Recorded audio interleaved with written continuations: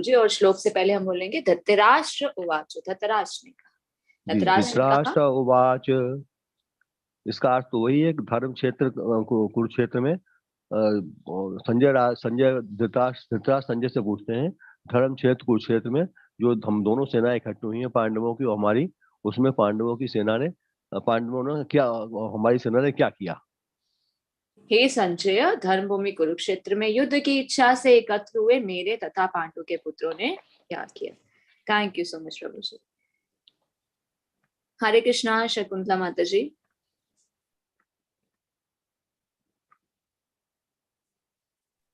हरे कृष्णा माता जी। धृतराष्ट्र उवाच, धर्म क्षेत्रे कुरुक्षेत्रे संवेतायुयुत्सव मामकाः पांडवश्चैव किम अकुर्वत संजय। धृतराष्ट्र ने कहा, हे संजय, धर्म भूमि कुरुक्षेत्र में युद्ध की इच्छा से एकत्र हुए मेरे तथा पांडु पुत्रों ने क्या किया।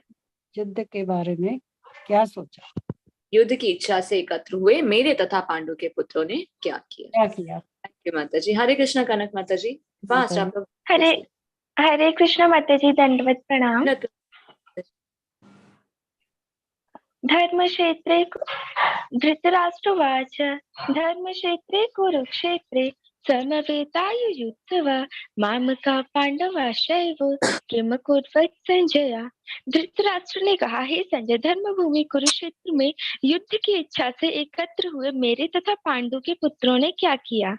थैंक यू माता जी, thank you so much. Hare Krishna Ruma माता जी। हरे कृष्णा माता जी। धर्म ओके। धृतराष्ट्रवाच, धर्मक्षेत्रे कुरुक्षेत्रे समवेतायुयुत्सवः मामकाः पांडवाश्चैव किम कुर्वत संजय।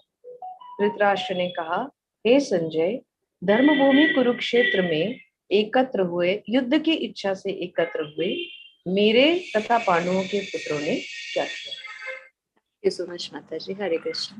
हरे कृष्णा प्रणा माता जी। हरे कृष्णा माता जी, दंडवत प्रणाम। धृतराष्ट्रवाच, धर्मक्षेत्रे कुरुक्षेत्रे समवेतायुयुत्सव मामकाः पांडवाश्चैव किम कुर्वत संजय। धृतराष्ट्र ने संजय से पूछा, हे संजय, धर्म क्षेत्र कुरुक्षेत्र में एकत्र में युद्ध की इच्छा से एकत्र हुए मेरे और पांडवों के पुत्रों ने क्या किया। हरे कृष्णा माता जी। हरे कृष्णा माता जी। हरे कृष्णा गौरांग प्रभु जी। हरे कृष्ण माता जी, दंडवत प्रणाम। प्रभु जी। धृतराष्ट्रोवाच, धर्मक्षेत्रे कुरुक्षेत्रे समवेतयुयुत्सव मामकाः पांडवाश्चैव किं कुर्वत संजय। धृतराष्ट्र ने संजय से कहा, धर्मक्षेत्र कुरुक्षेत्र में एकत्र हुए मेरे और पांडव के पुत्रों ने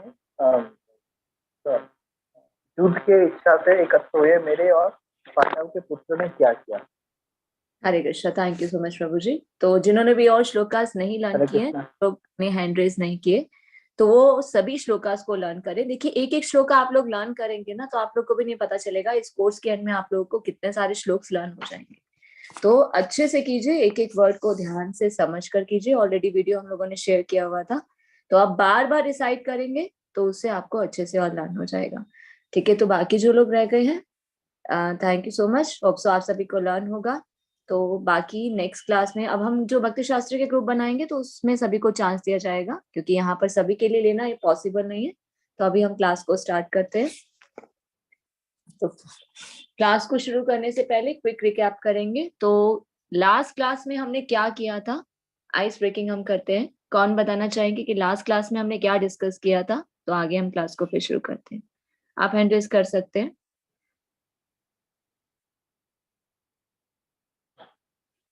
हमने 2.1 से लेके 2.11 श्लोका किए थे, तो उसमें हमने क्या समझा। फास्ट एक एक दो पॉइंट्स आप कोई भी बता सकते हैं।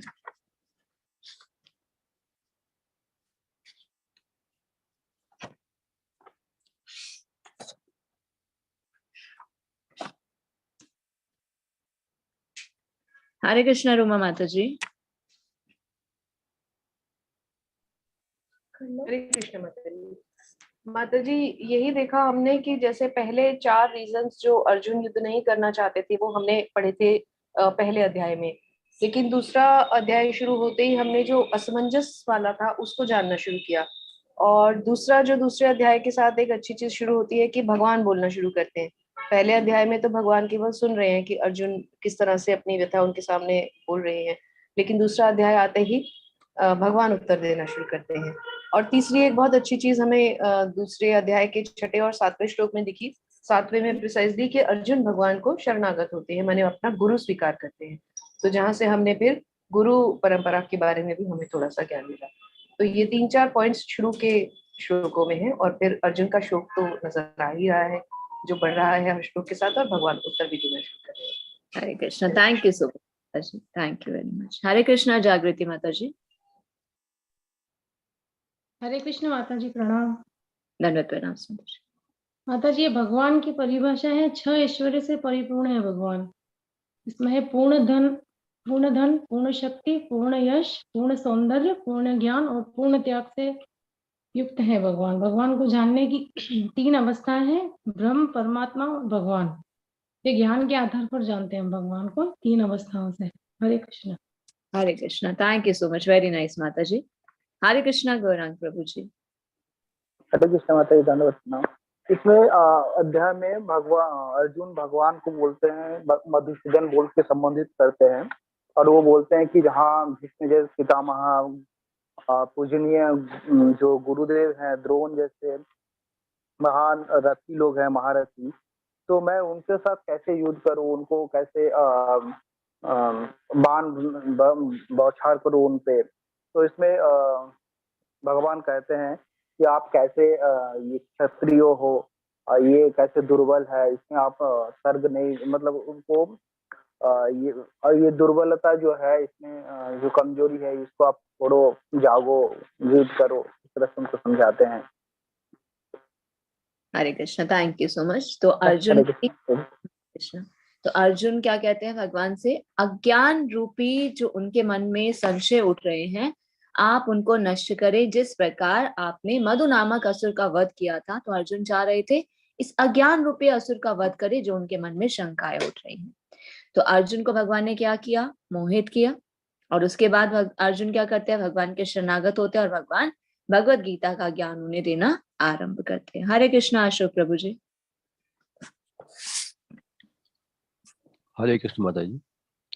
अर्जुन जब शोकग्रस्त हो जाते हैं तो भगवान से पूछते हैं कि मैं युद्ध भूमि में जो मेरे अपने हैं, जो मेरे पूजनीय हैं, उनको ऊपर बाण कैसे चलाऊंगा, और जब उनको ऊपर मैं बाण चलाऊंगा और वो अगर उनको मैंने मार दिया तो संसार में जी कर क्या करूंगा? फिर मैं जिनके लिए सब कुछ किया जाता है उनके जब समाप्त वही समाप्त हो जाएंगे, तो मैं किसके लिए इसे राज करूंगा?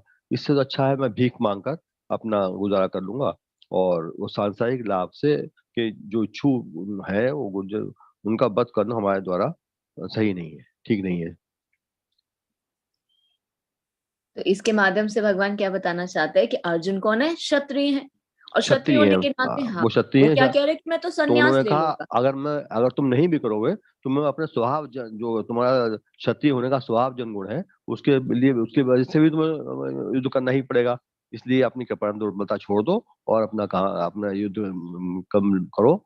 और अब जब चूंकि अर्जुन उनके शरणागत हो जाते हैं कृष्ण भगवान के, उनको गुरु सखा की जगह गुरु मान लेते हैं, तो फिर उनके कहते हैं अब मुझे आप उपदेश दीजिए कि मुझे क्या करना श्रेयस्कर होगा। तो अर्जुन को भगवान उनके कर्तव्य के पद का पालन करने के लिए कहते हैं कि अर्जुन तुम तो क्षत्रिय हो, और फिर ये कैसी बातें कर रहे हो? तुम तो ब्राह्मण जैसे बातें कर रहे हो। क्षत्रिय होने के नाते तुम्हारा कर्तव्य है। तो इसके अनुसार भगवान क्या बताना चाहते हैं कि जो भी हमारा कर्तव्य है उसका हमें पालन करना है। अब जैसे कि मान लीजिए ये जो आश्रम के बारे में हम जानेंगे, स्लाइड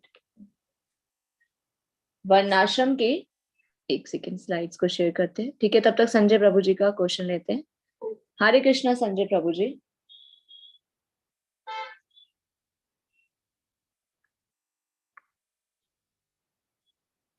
हरे कृष्ण माता जी।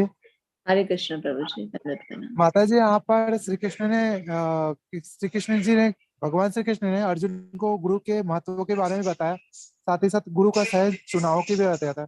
श्री कृष्ण जी ने कहा था कि जब अर्जुन ने कहा कि मेरे जो गुरु जी है द्रोणाचार्य, तो उनका कैसा वध करते, उन्होंने ये भी उच्चारण किया था कि जो गुरु धर्म के पक्ष में नहीं रहता तो उनकी भी चुनाव नहीं करना चाहिए, और हमें गुरु का चुनाव भी उसी करना चाहिए जो गुरु शिष्य परंपरा से सही गुरु के ज्ञान दे सके। तो इस तरह उन्होंने गुरु का 2 चुनाव की भी बात है, सही गुरु का चुनाव किस तरह करना है, और यदि गुरु अपने धर्म से विमुख हो जाता है उन्हें परित्याग भी कर देना चाहिए, ये इन्होंने भी ये बताया था। हरे कृष्ण माता जी। Hare Krishna, thank you so much, very nice प्रभु जी। तो जिस प्रकार अर्जुन धर्म और सदाचार के नियमों पर बहुत सारे तर्क प्रस्तुत करते हैं, तो इससे प्रतीत होता है कि वह अपने गुरु भगवान श्री कृष्ण की सहायता के बिना अपनी असली समस्या को हल नहीं कर पा रहे। तो हमने जाना था एक भक्त में और एक अभक्त में भी क्या डिफरेंस होता है। तो एक जो भक्त होता है वो अपनी प्रॉब्लम्स को खुद ही सॉल्व, अभक्त जो होता है वो अपनी प्रॉब्लम्स को खुद ही सॉल्व करना चाहता है पर उसमें सफल नहीं हो पाता, नहीं दूर कर पाता ना।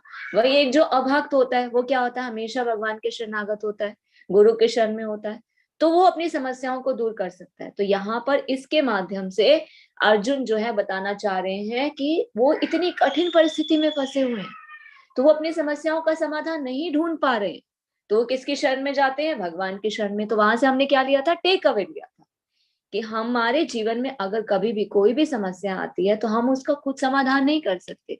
उसके लिए हमें क्या चाहिए कि हम गुरु की शरण ग्रहण करें। गुरु की सहायता के बिना हम समस्याओं को हल नहीं कर पाते। इस भव बंधन की समस्या का हल हम कैसे कर सकते हैं, गुरु के माध्यम से। गुरु के पदाश्रय को हमें ग्रहण करना चाहिए। और भगवान ने क्या बताया कि गुरु कौन सा होना चाहिए, जो 100% कृष्ण भावना भावित होता है वही प्रामाणिक गुरु होता है। तो चैतन्य महाप्रभु ने क्या बताया, जो कृष्ण भावनामृत के विज्ञान में दक्ष हो, कृष्ण तत्ववेता हो, और वह चाहे किसी की भी जाति का हो, पर वो कौन है, वही वास्तविक गुरु कहलाता है। Main slides.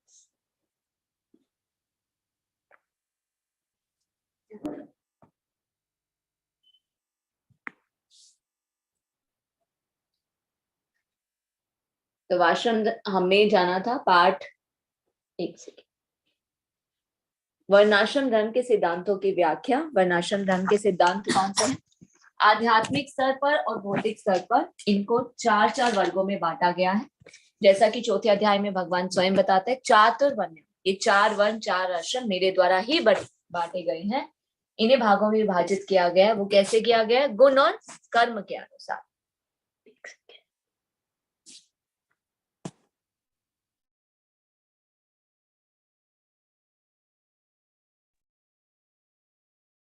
जो भौतिक स्तर पर किया गया है वो कैसे किया गया है, ब्राह्मण, क्षत्रिय, वैश्य और शूद्र। और आध्यात्मिक स्तर पर कैसे किया गया है। हरे कृष्ण हनी प्रभु जी, वॉइस इज क्लियर? यस माता जी। भौतिक स्तर पर किस प्रकार किया गया है, ब्राह्मण, क्षत्रिय, वैश्य और शूद्र। और आध्यात्मिक स्तर पर कैसे किया गया है, ब्रह्मचार्य, गृहस्थ, वानप्रस्थ और सन्यास। जो किसमें डिवाइडेड, 25 की एज में, 25 वर्ष की आयु तक ब्रह्मचार्य व्रत का पालन करना, 50 वर्ष की आयु तक गृहस्थ आश्रम। अगर 25 वर्ष के बाद अगर कोई गृहस्थ आश्रम में प्रवेश करना चाहता है तो वो गृहस्थ आश्रम में प्रवेश कर सकता है। फिर उसके बाद 50 के बाद बच्चों पे सारी जिम्मेदारी डालकर आप भक्ति जीवन में आगे बढ़िए, उसे वानप्रस्थ आश्रम कहा जाता है। 50 के बाद वो लिया जाता है। और 75 का अर्थ क्या होता है, संन्यास। संन्यास का मतलब सब कुछ त्याग दीजिए, क्योंकि अंत समय में अगर हमारी अटैचमेंट इस भौतिक जगत की किसी भी वस्तु से या संबंध से होती है तो फिर क्या होता है, फिर से बार बार जन्म मृत्यु का चक्र होता है। इसलिए डी अटैच होना चाहिए। तो संन्यास आश्रम जो है सबसे इम्पोर्टेंट है, ताकि हम पूर्ण रूप से भगवान के शरणागत हो सके, पूर्ण रूप से भगवान के समर्पित हो सके। तो अर्जुन क्या कहते हैं, वर्णाश्रम धर्म के सिद्धांतों से के ना लड़ने के कारण बहुत सारे देते हैं। क्या होगा, कुल की परंपराएं नष्ट हो जाएंगी, पुरखे गिर जाएंगे। तो भगवान क्या करते हैं, उनका उत्तर देते हैं कि अर्जुन तुम तो क्षत्रिय हो, क्षत्रिय होने के नाते तुम्हारा कर्तव्य है युद्ध करना। अगर तुम क्षत्रिय होने के नाते युद्ध नहीं करोगे तो तुम क्या है, तुम तो फिर क्या कर रहे हो, अपना कर्तव्य का पालन नहीं करे। हर एक को देखना चाहिए, ब्राह्मण है तो ब्राह्मण के कर्तव्य का पालन करना चाहिए, क्षत्रिय है तो क्षत्रिय धर्म का पालन करना चाहिए, वैश्य है तो वैश्य धर्म का पालन करना चाहिए, शूद्र है तो शूद्र धर्म का पालन करना चाहिए। तो भगवान अर्जुन को उपदेश देते हैं। फिर हमने चर्चा की कि अर्जुन की दुविधा और कृष्ण के प्रति समर्पण के लिए सामान्य सिद्धांत कौन से हैं और कृष्ण भावनामृत के हमारे अपने अभ्यास के लिए कैसे प्रासंगिक है, कौन सी एप्लीकेशंस है। कि अर्जुन की क्या दुविधा थी, उन्हें समझ में नहीं आ रहा क्या करूं, असमंजस। जैसे कि रूमा माता जी ने बताया कि पहले अध्याय में हमने क्या जाने थे, 4 कारण। कौन से 4 कारण थे, कौन बताना चाहता है, हैंड रेज कर सकते हैं। हरे कृष्णा सुखराज प्रभु जी। माता जी ऑडियो क्लियर नहीं है, साउंड नहीं आ रहा है माता जी। हरे कृष्ण माता जी। हरे कृष्णा अनिल प्रभु जी, साउंड इज क्लियर ना। माता जी अभी लो हो गया थोड़ा। लो हो गया है माता जी।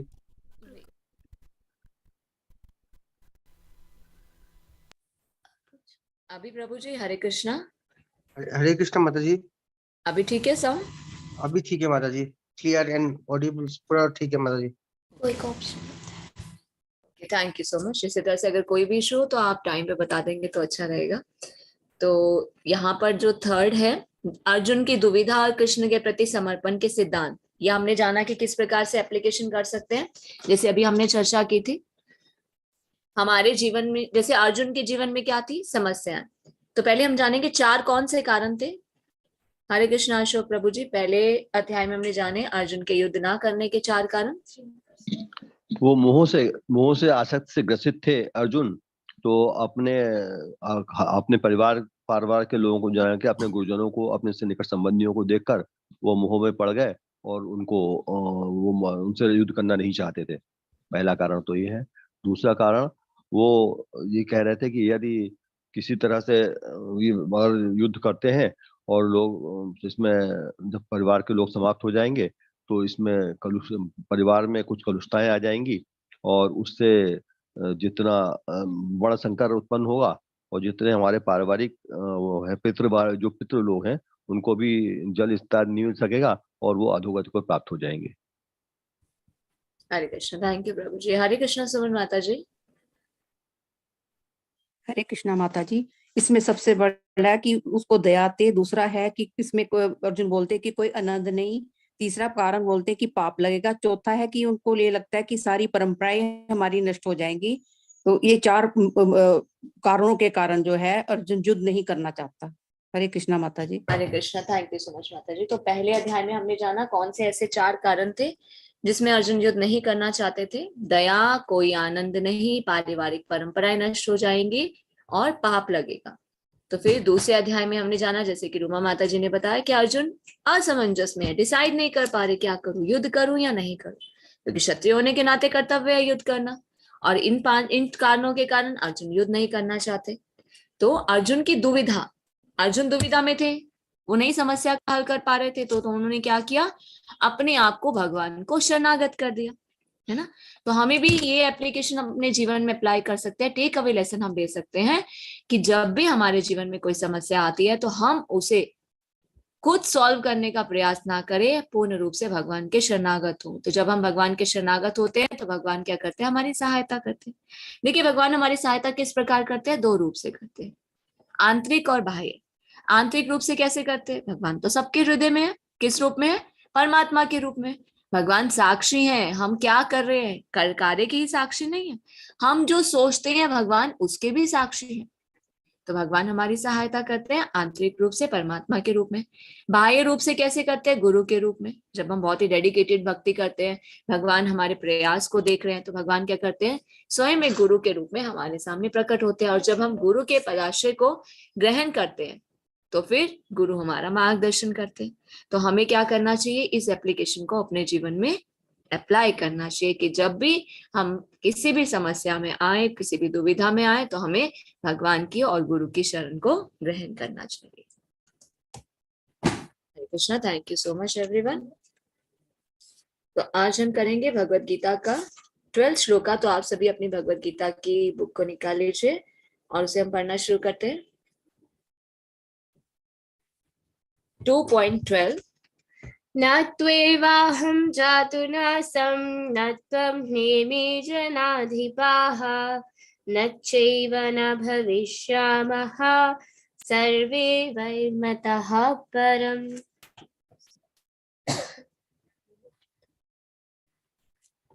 ऐसा कभी नहीं हुआ कि मैं ना रहा हूं और तुम ना रहे हो। अथवा ये समस्त राजा ना रहे हों, और ना ही ऐसा है कि भविष्य में हम लोग नहीं रहेंगे।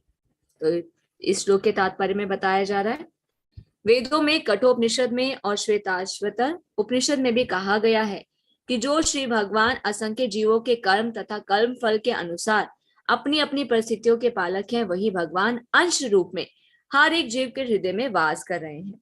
केवल साधु पुरुष जो एक ही ईश्वर को भीतर और बाहर देखते हैं, पूर्ण एवं शाश्वत शांति प्राप्त करते हैं। तो भगवान कौन है? परमात्मा के रूप में हर एक जीव के हृदय में विराजमान है, अंश रूप में। और वो क्या कर रहे हैं?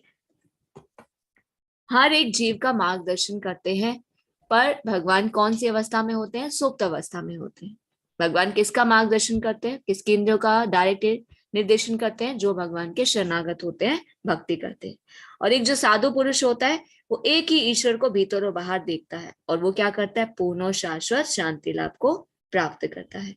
तो इस श्लोक के तात्पर्य में जो लास्ट वर्स है उसको हम पढ़ेंगे, जिसमें बताया जा रहा है कि गीता में कई स्थलों पर इसका उल्लेख है कि यह आध्यात्मिक अस्तित्व केवल भगवत भक्तों द्वारा ये है। जो लोग भगवान कृष्ण का विरोध करते हैं, उनकी इस महान साहित्य तक पहुंच नहीं हो पाती। पहले वाला श्लोक,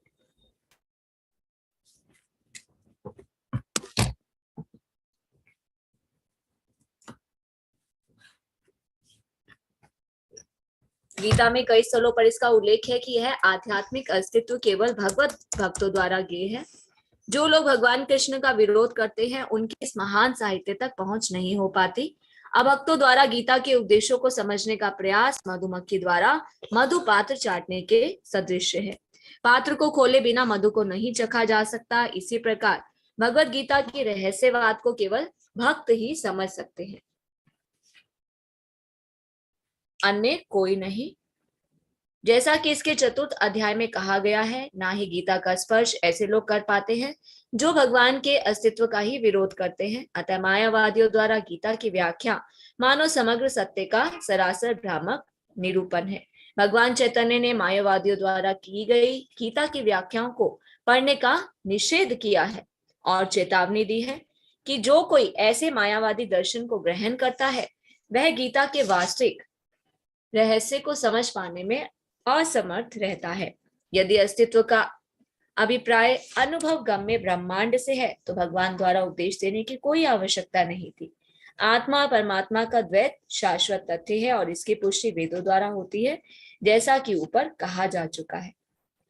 तो अर्जुन जब भगवान के शरणागत होते हैं, तो अर्जुन के जो कारण युद्ध न करने के थे, उनके माध्यम से भगवान क्या करते हैं? भगवत गीता का उपदेश देना शुरू करते हैं। तो भगवान किसका ज्ञान दे रहे हैं? आत्मा का ज्ञान दे रहे हैं।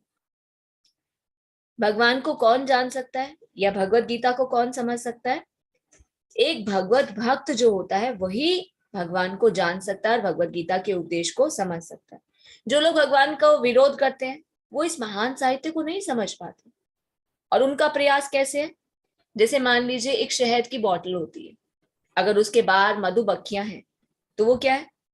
ऐसा लगता है कि वो उसको चाट रही है, पर एक्चुअल में वो उसे ले नहीं पाती। क्यों? क्योंकि पात्र बंद है। बिना पात्र को खोले शहद को नहीं चाटा जा सकता। उसी प्रकार भगवत गीता के रहस्य को कौन समझ सकता है? केवल भक्त ही समझ सकते हैं, उनके अलावा कोई नहीं समझ सकता। और चैतन्य महाप्रभु ने क्या अलर्ट किया है कि मायावादियों द्वारा जो भी भगवत गीता की व्याख्या की गई है, उसे नहीं पढ़ना चाहिए। जो भगवान में श्रद्धा नहीं रखते, जो भगवान के अस्तित्व का विरोध करते हैं, वो इस रहस्य को समझ ही नहीं सकते। जो खुद नहीं समझ सकता, वो दूसरों को क्या समझाएगा? इसलिए चैतन्य महाप्रभु ने क्या इंस्ट्रक्शन दिए है कि मायावादियों द्वारा की गई जो भगवत गीता है, उसकी व्याख्या को हमें नहीं पढ़ना चाहिए, उस दर्शन को हमें नहीं ग्रहण करना चाहिए। आत्मा परमात्मा का द्वैत शाश्वत तथ्य है और इसकी पुष्टि किससे होती है? वेदों के द्वारा होती है। अब नेक्स्ट श्लोक में भगवान किसके बारे में बताएंगे? आत्मा के बारे में बताएंगे कि आत्मा का स्वभाव क्या है, आत्मा किस प्रकार कार्य करती है। तो इस श्लोक को हम पढ़ेंगे। देहिनोऽस्मिन् यथा देहे कौमारं यौवनं जरा तथा देहांतर प्राप्ति धीरस्तत्र न मुह्यति। तो ये श्लोक आपको लर्न करना है, इसका वीडियो हम ग्रुप में भेज देंगे। जो पढ़ना चाहते हैं हैंड रेज कर सकते हैं। इसका मीनिंग और तात्पर्य हम पूरा श्लोक के करेंगे।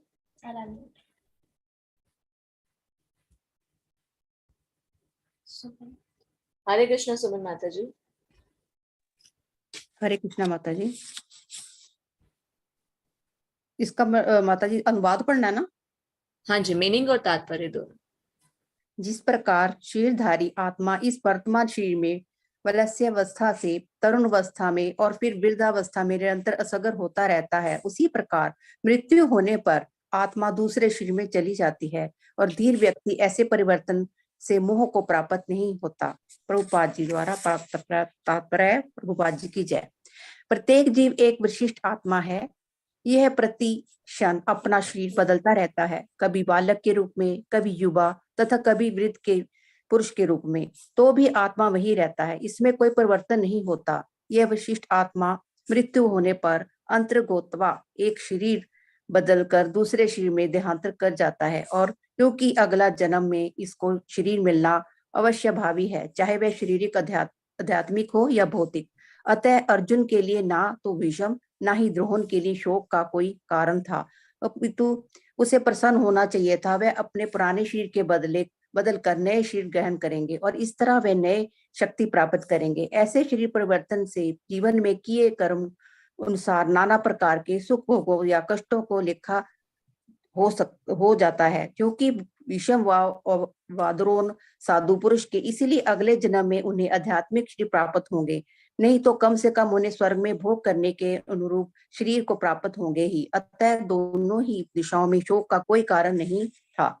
जिस मनुष्य को विशिष्ट आत्मा, परमात्मा तथा भौतिक आध्यात्मिक प्रकृति का पूर्ण ज्ञान होता है, वह धीर कहलाता है। ऐसा मनुष्य कभी भी शरीर परिवर्तन द्वारा ठगा नहीं जाता। आत्मा एकात्मावाद का मायावादी सिद्धांत मान्य नहीं हो सकता, क्योंकि आत्मा के इस प्रकार विखंड से परमेश्वर विखंडनीय या परिवर्तनशील हो जाएगा, जो परमात्मा के अपरिवर्तनीय होने के सिद्धांत के विरुद्ध होता है। गीता में पुष्टि हुई है कि परमात्मा के खंडों का शाश्वत सनातन अस्तित्व है, जिसने ईश्वर कहा जाता है, अर्थात जिसमें भौतिक प्रकृति में गिरने की प्रवृत्ति होती है। वे भिन्न अंश खंड नित्य भिन्न रहते हैं, जहां तक कि मुक्ति के बाद भी विशिष्ट आत्मा जैसे का तैसा भिन्न अंश बना रहता है, किंतु एक बार मुक्त होने पर श्री भगवान के साथ सच्चिदानंद रूप में रहता है। परमात्मा पर प्रतिबिंब का सिद्धांत व्यक्त किया जा सकता है, जो प्रत्येक शरीर में विद्यमान रहता है। यह विशिष्ट जीव से भिन्न होता है।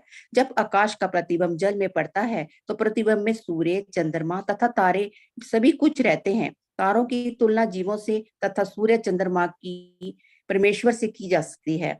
विशिष्ट अंश आत्मा की अर्जुन के रूप में और परमात्मा का श्री भगवान के रूप में प्रदर्शित किया जाता है, जैसा कि चतुर्थ अध्याय के प्रारंभ में स्पष्ट है। वे एक ही स्तर पर नहीं होते। यदि अर्जुन कृष्ण के समान स्तर पर हो और कृष्ण अर्जुन से श्रेष्ठ ना हो, तो इससे उपेक्षक तथा उपदिष्ट का संबंध अर्थहीन होगा। यदि वे दोनों माया द्वारा मोहित होते हैं, तो एक उपदेशक तथा दूसरे को उपदिष्ट होने का कोई अवस्था नहीं होती।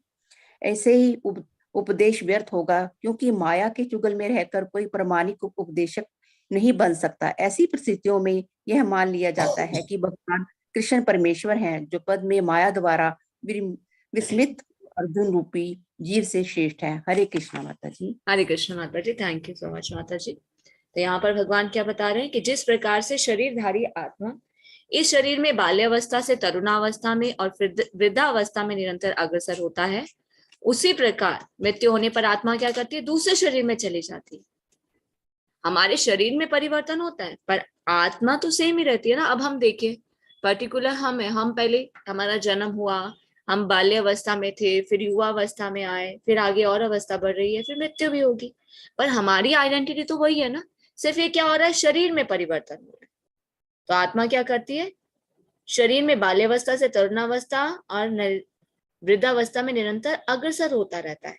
मृत्यु होने पर क्या करती है आत्मा, एक शरीर को छोड़कर दूसरे शरीर को धारण कर लेती है। जिस प्रकार से हम क्या करते हैं, वस्त्र पुराने हो जाते हैं, नए वस्त्रों को धारण कर लेते हैं, उसी प्रकार से भी आत्मा क्या होती है, नए शरीर को धारण कर लेती है। अर्जुन क्या कह रहे थे, मैं युद्ध नहीं करना चाहता, मेरे भीष्म पितामह हैं, मेरे गुरुजन हैं, सगे संबंधी हैं। तो भगवान क्या कह रहे हैं, ये शरीर आध्यात्मिक या भौतिक होता है, पर इसके लिए शोक करने का कोई कारण नहीं है। आत्मा क्या करेगी, पुराने शरीर को त्याग कर नए शरीर को धारण करेगी। शरीर के परिवर्तन से क्या होता है, जीवन में जो हम कर्म करते हैं उसी से हमें क्या मिलता है, सुख भी मिलता है, कष्ट भी मिलता है। हमारे जीवन में जो सुख और दुख आ रहे हैं उसका कारण क्या, हमारे कर्म का फल ही तो है, कर्म के अनुसार ही हो रहा है। तो ये जो भीष्म पितामह है, द्रोण है, ये कौन है, साधु पुरुष है। तो अगले जन्म में इन्हें क्या मिलेगा, ये साधु पुरुष है, तो कर्म के अनुसार इन्हें क्या मिलेगा,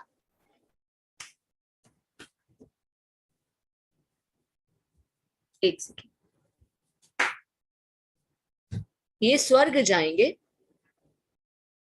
अगले जन्म में उन्हें आध्यात्मिक शरीर प्राप्त होगा। अगर आध्यात्मिक शरीर नहीं प्राप्त होगा, कम से कम वो कहाँ जाएंगे, स्वर्ग का भोग करेंगे। इसलिए दोनों ही दशाओं में शोक करने का कोई भी कारण नहीं है। तो यहाँ पर भगवान किसका ज्ञान दे रहे हैं, आत्मा का ज्ञान दे रहे हैं।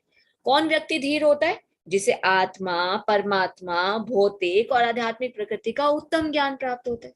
और ऐसा मनुष्य क्या होता है, किसी भी शारीरिक परिवर्तन से मोहग्रस्त नहीं होता। अर्जुन क्या हो रहे थे, वो तो मोहग्रस्त हो रहे थे, ये सब मारे जाएंगे। तो भगवान बताते हैं ये सब शरीर नहीं है, ये तो आत्मा है।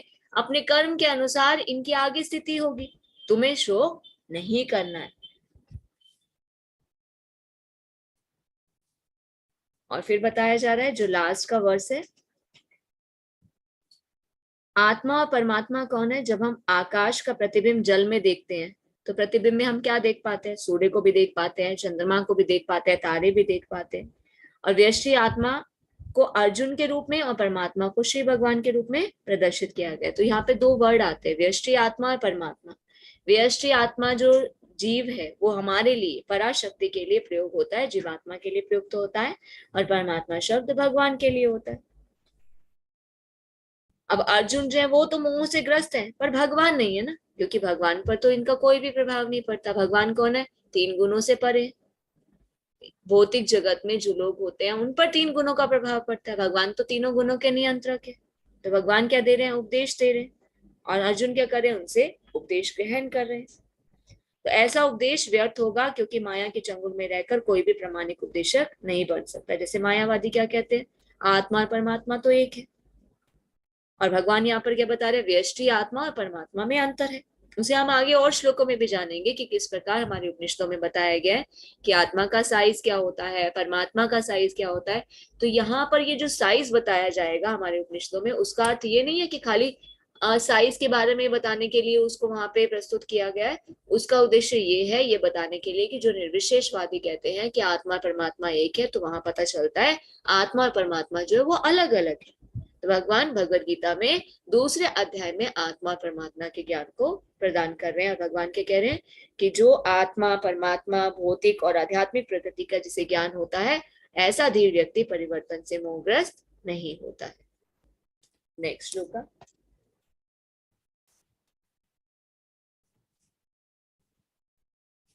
मात्रा स्पर्शास्तु कौन्तेय शीतोष्ण सुख दुःखदा आगमापायनो नित्यास्तां स्थितिक्षस्व भारत।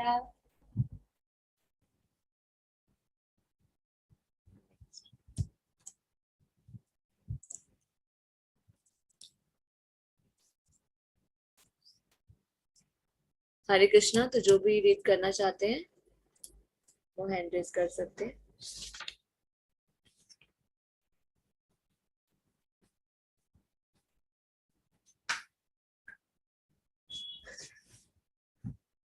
हरे कृष्णा कनक माता जी। हरे कृष्णा माता जी। हे कुंती पुत्र, सुख तथा दुख का क्षणिक उदय तथा कालक्रम में उनका अंतर्धान होना सर्दी तथा गर्मी की ऋतुओं के आने जाने के समान है। हे भरतवंशी, वे इंद्रिय बोध से उत्पन्न होते हैं और मनुष्य को चाहिए कि अविचल भाव से उनको सहना चाहिए।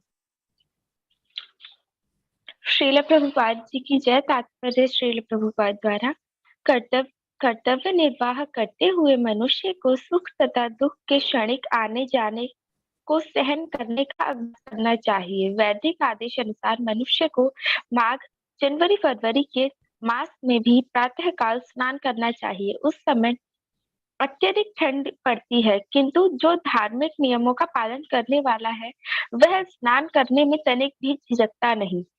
इसी प्रकार एक गृहिणी भीषण से भीषण गर्मी की ऋतु में मई जून के महीनों में भोजन पकाने में हिचकती नहीं। जलवायु संबंधी असुविधाएं होते हुए भी मनुष्य को अपना कर्तव्य निभाना होता है। इसी प्रकार युद्ध करना क्षत्रिय का धर्म है, अतः उसे अपने किसी मित्र या परिजन से युद्ध करना पड़े तो उसे अपने धर्म से विचलित नहीं होना चाहिए। मनुष्य को ज्ञान प्राप्त करने के लिए धर्म के विधान पालन करने होते हैं, क्योंकि ज्ञान तथा भक्ति से ही मनुष्य अपने आप को माया के बंधन से छुड़ा सकता है। अर्जुन को जिन 2 नामों से संबोधित किया गया है वे भी महत्वपूर्ण है। कौन्तेय कहकर संबोधित करने से यह प्रकट होता है कि वह अपनी माता की ओर मातृकुल से संबंधित है, और भारत कहने से उसके पिता की ओर पितृकुल से संबंधित प्रकट होता है। दोनों ओर से उसको महान विरासत प्राप्त है। महान विरासत प्राप्त होने के फल स्वरूप कर्तव्य निर्वाह का उत्तरदायित्व आ पड़ता है, अतः अर्जुन युद्ध से विमुख नहीं हो सकता। हरे कृष्ण। हरे कृष्ण माता जी, थैंक यू सो मच माता जी। तो यहाँ भगवान क्या बता रहे, सुख और दुख किसके जैसे हैं? गर्मी और सर्दी के जैसे। गर्मी की ऋतु, सर्दी की ऋतु आती और चली जाती है, उसी तरह से हमारे जीवन में सुख दुख आते और चले जाते। और जो बुद्धिमान मनुष्य होता है वो क्या होता है? विचलित नहीं होता। ये किससे उत्पन्न होते हैं? इंद्रिय बोध से। मनुष्य को क्या चाहिए कि अविचल भाव से उनको सहन करना सीखे। देखिए, एक एक वर्ड को अगर हम ध्यान से समझे ना तो हमें पता चलेगा कि कैसे हम इसे अपने जीवन में भी अप्लाई कर सकते हैं। तो भगवान क्या कह रहे हैं? मनुष्य को चाहिए अविचल भाव से उनको सहन करना सीखे। सुख और दुख तो आते जाते रहेंगे गर्मी सर्दी के समान। हमें क्या करना है? सहनशील बनना है, सहन करना सीखना है। कौन सहन कर सकता है? एक भक्त ही कर सकता है। क्यों? क्योंकि वो पूर्ण रूप से भगवान के शरणागत होता है, उसे ज्ञान प्राप्त होता है कि सुख दुख क्यों आते हैं, ये तो मेरे कर्मों के फल हैं, पर मैं भगवान के शरण में हूं तो भगवान मेरी रक्षा करेंगे। भगवद गीता में भगवान क्या कहते हैं कि जो मेरे शरणागत होता है, जो उसके पास है, मैं उसकी रक्षा करता हूँ, जो उसे चाहिए मैं उसे प्रदान करता हूँ, तो उसे किसी बात की चिंता ही नहीं होती। तो मनुष्य को क्या करना चाहिए? सहनशील होना चाहिए। दूसरा जो तात्पर्य में बताया जा रहा है, कर्तव्य निर्वाह करते हुए मनुष्य को इन्हें सहन करने का अभ्यास करना है। तो हमें क्या करना है?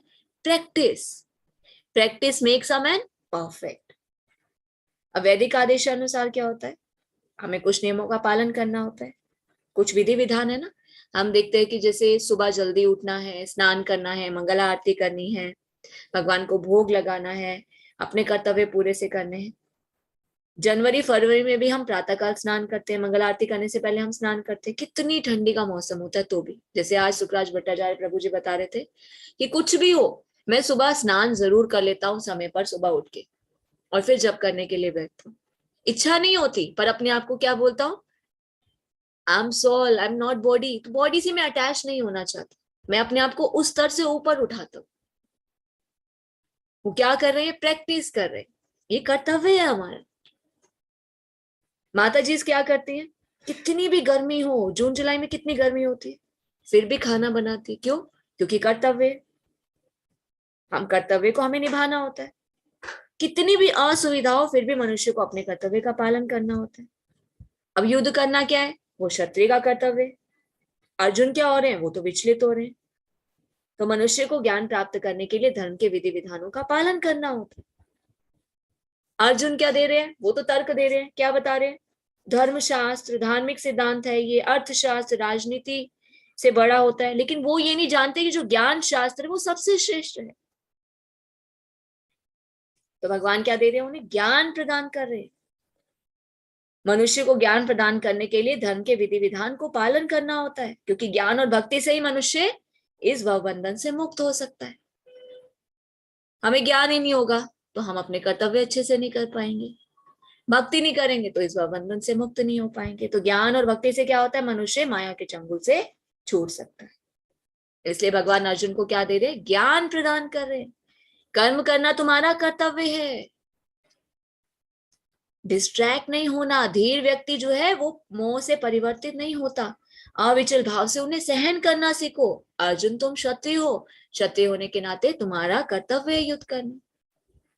अब हम इसे अपने जीवन में कैसे अप्लाई कर सकते हैं? अब हम कहेंगे हमारा कर्तव्य क्या, ये हम कैसे समझे? विवाह हो चुका है तो हमारा क्या कर्तव्य है? देखिए शुरू से शुरू करते हैं। मान लीजिए हम पुत्र या पुत्री है, अभी विवाह नहीं हुआ, तो हमारा क्या कर्तव्य है? पुत्र का कर्तव्य क्या होना चाहिए, पुत्री का क्या कर्तव्य होना चाहिए? वो हमारा कर्तव्य है, वो हमारा धर्म है, उसे हम भाग नहीं सकते, उसे हमें करना है। फिर विवाह हो जाता है तो गृहस्थ जीवन में आते हैं, पत्नी है, बच्चे हैं, तो वो हमारा कर्तव्य है, उनको सर्व करना, उनकी सेवा करना, उनको सभी आवश्यकताओं को पूरा करना। एक गृहस्थ का कर्तव्य है, भगवान ने जिस भी हमें कर्म बंधन में बांधा है वो हमारे लिए हमारे कर्तव्य है। स्टूडेंट है, उसका कर्तव्य है कि वो अपनी पढ़ाई अच्छे से करे, उसे क्या सोचे करना, ये भी भगवान की सेवा है, ये मैं भगवान के लिए कर। एक गृहस्थ जो अपनी आवश्यकताओं की पूरी करते हैं, माता जी घर में खाना बनाते तो उन्हें क्या करना, ये मैं भगवान की सेवा के लिए कर। घर के जो सदस्य है वो भगवान के भक्त हैं, मुझे उनकी सेवा करनी है। हम बिजनेस करते हैं तो हमें क्या सोच के करना, ये भी भगवान की सेवा, ये भी मैं भगवान के लिए कर। तो जिस भी कर्म बंधन में भगवान ने हमें डाला है, चाहे हम ग्रस्त हैं, चाहे हम नौकरी करते हैं, चाहे हम स्टूडेंट हैं, चाहे हम बिजनेस करते हैं, किसी भी कर्म बंधन में वो हमारा कर्तव्य है। तो वो हमें क्या करना, अपनी ड्यूटीज को बहुत अच्छे से करना। तो अर्जुन को भगवान क्या बता रहे कि तुम युद्ध से विमुख नहीं हो सकते, तुम पर कर्तव्य निर्वाह का उत्तरदायित्व है। 2 नामों से संबोधित किया गया, कौन कौन से नाम है? कौन्तेय और भारत। कौन्तेय मतलब कुंती के पुत्र, भारत मतलब भरत पुत्र, उसी वंश से आए हैं, तो उन्हें तो महान विरासत प्राप्त हुई है कर्तव्य निर्वाह के लिए, तो उनके ऊपर उत्तरदायित्व युद्ध करना, और वो क्षत्रिय है, तो उन्हें अपने कर्तव्य से विमुख नहीं होना चाहिए। तो अर्जुन के माध्यम से भगवान हमें बता रहे हैं कि हम जिस भी कर्म बंधन में है, हमें अपने कर्तव्यों को बहुत अच्छे से करना है। नेक्स्ट, यम हि नावेतदन्ते पुरुषं पुरुषशवः समदुःख सुख धीरं सोममृत्वाय कल्पते। हरे कृष्णा। रश्मि गोयल माता जी। हे पुरुष श्रेष्ठ अर्जुन, जो पुरुष सुख तथा दुख में विचलित नहीं होता और इन दोनों में समभाव रहता है, वह निश्चित रूप से मुक्ति के योग्य है। तात्पर्य, जो व्यक्ति आत्म साक्षात्कार की उच्च अवस्था प्राप्त करने के लिए दृढ़ प्रतिज्ञ है और सुख तथा दुख के प्रहारों को समभाव से सह लेता है, वह निश्चय ही मुक्ति के योग्य है। वर्ण आश्रम धर्म में चौथी अवस्था अर्थात संन्यास आश्रम कष्ट साध्य अवस्था है, किंतु जो अपने जीवन को सचमुच पूर्ण बनाना चाहता है, वह समस्त कठिनाइयों के होते हुए भी संन्यास आश्रम अवश्य ग्रहण करता है। ये कठिनाइयां पारिवारिक संबंध विच्छेद करने तथा पत्नी और संतान से संबंध तोड़ने के कारण उत्पन्न होती हैं, किंतु यदि कोई इन कठिनाइयों को सह लेता है तो उसके आत्म साक्षात्कार का पथ निष्कंटक हो जाता है। अतः अर्जुन को क्षत्रिय धर्म निर्वाह में दृढ़ रहने के लिए कहा जा रहा है। भले ही स्वजनों या अन्य प्रिय व्यक्तियों के साथ युद्ध करना कितना ही दुष्कर क्यों ना हो। भगवान चैतन्य ने 24 वर्ष की अवस्था में ही संन्यास ग्रहण कर लिया था।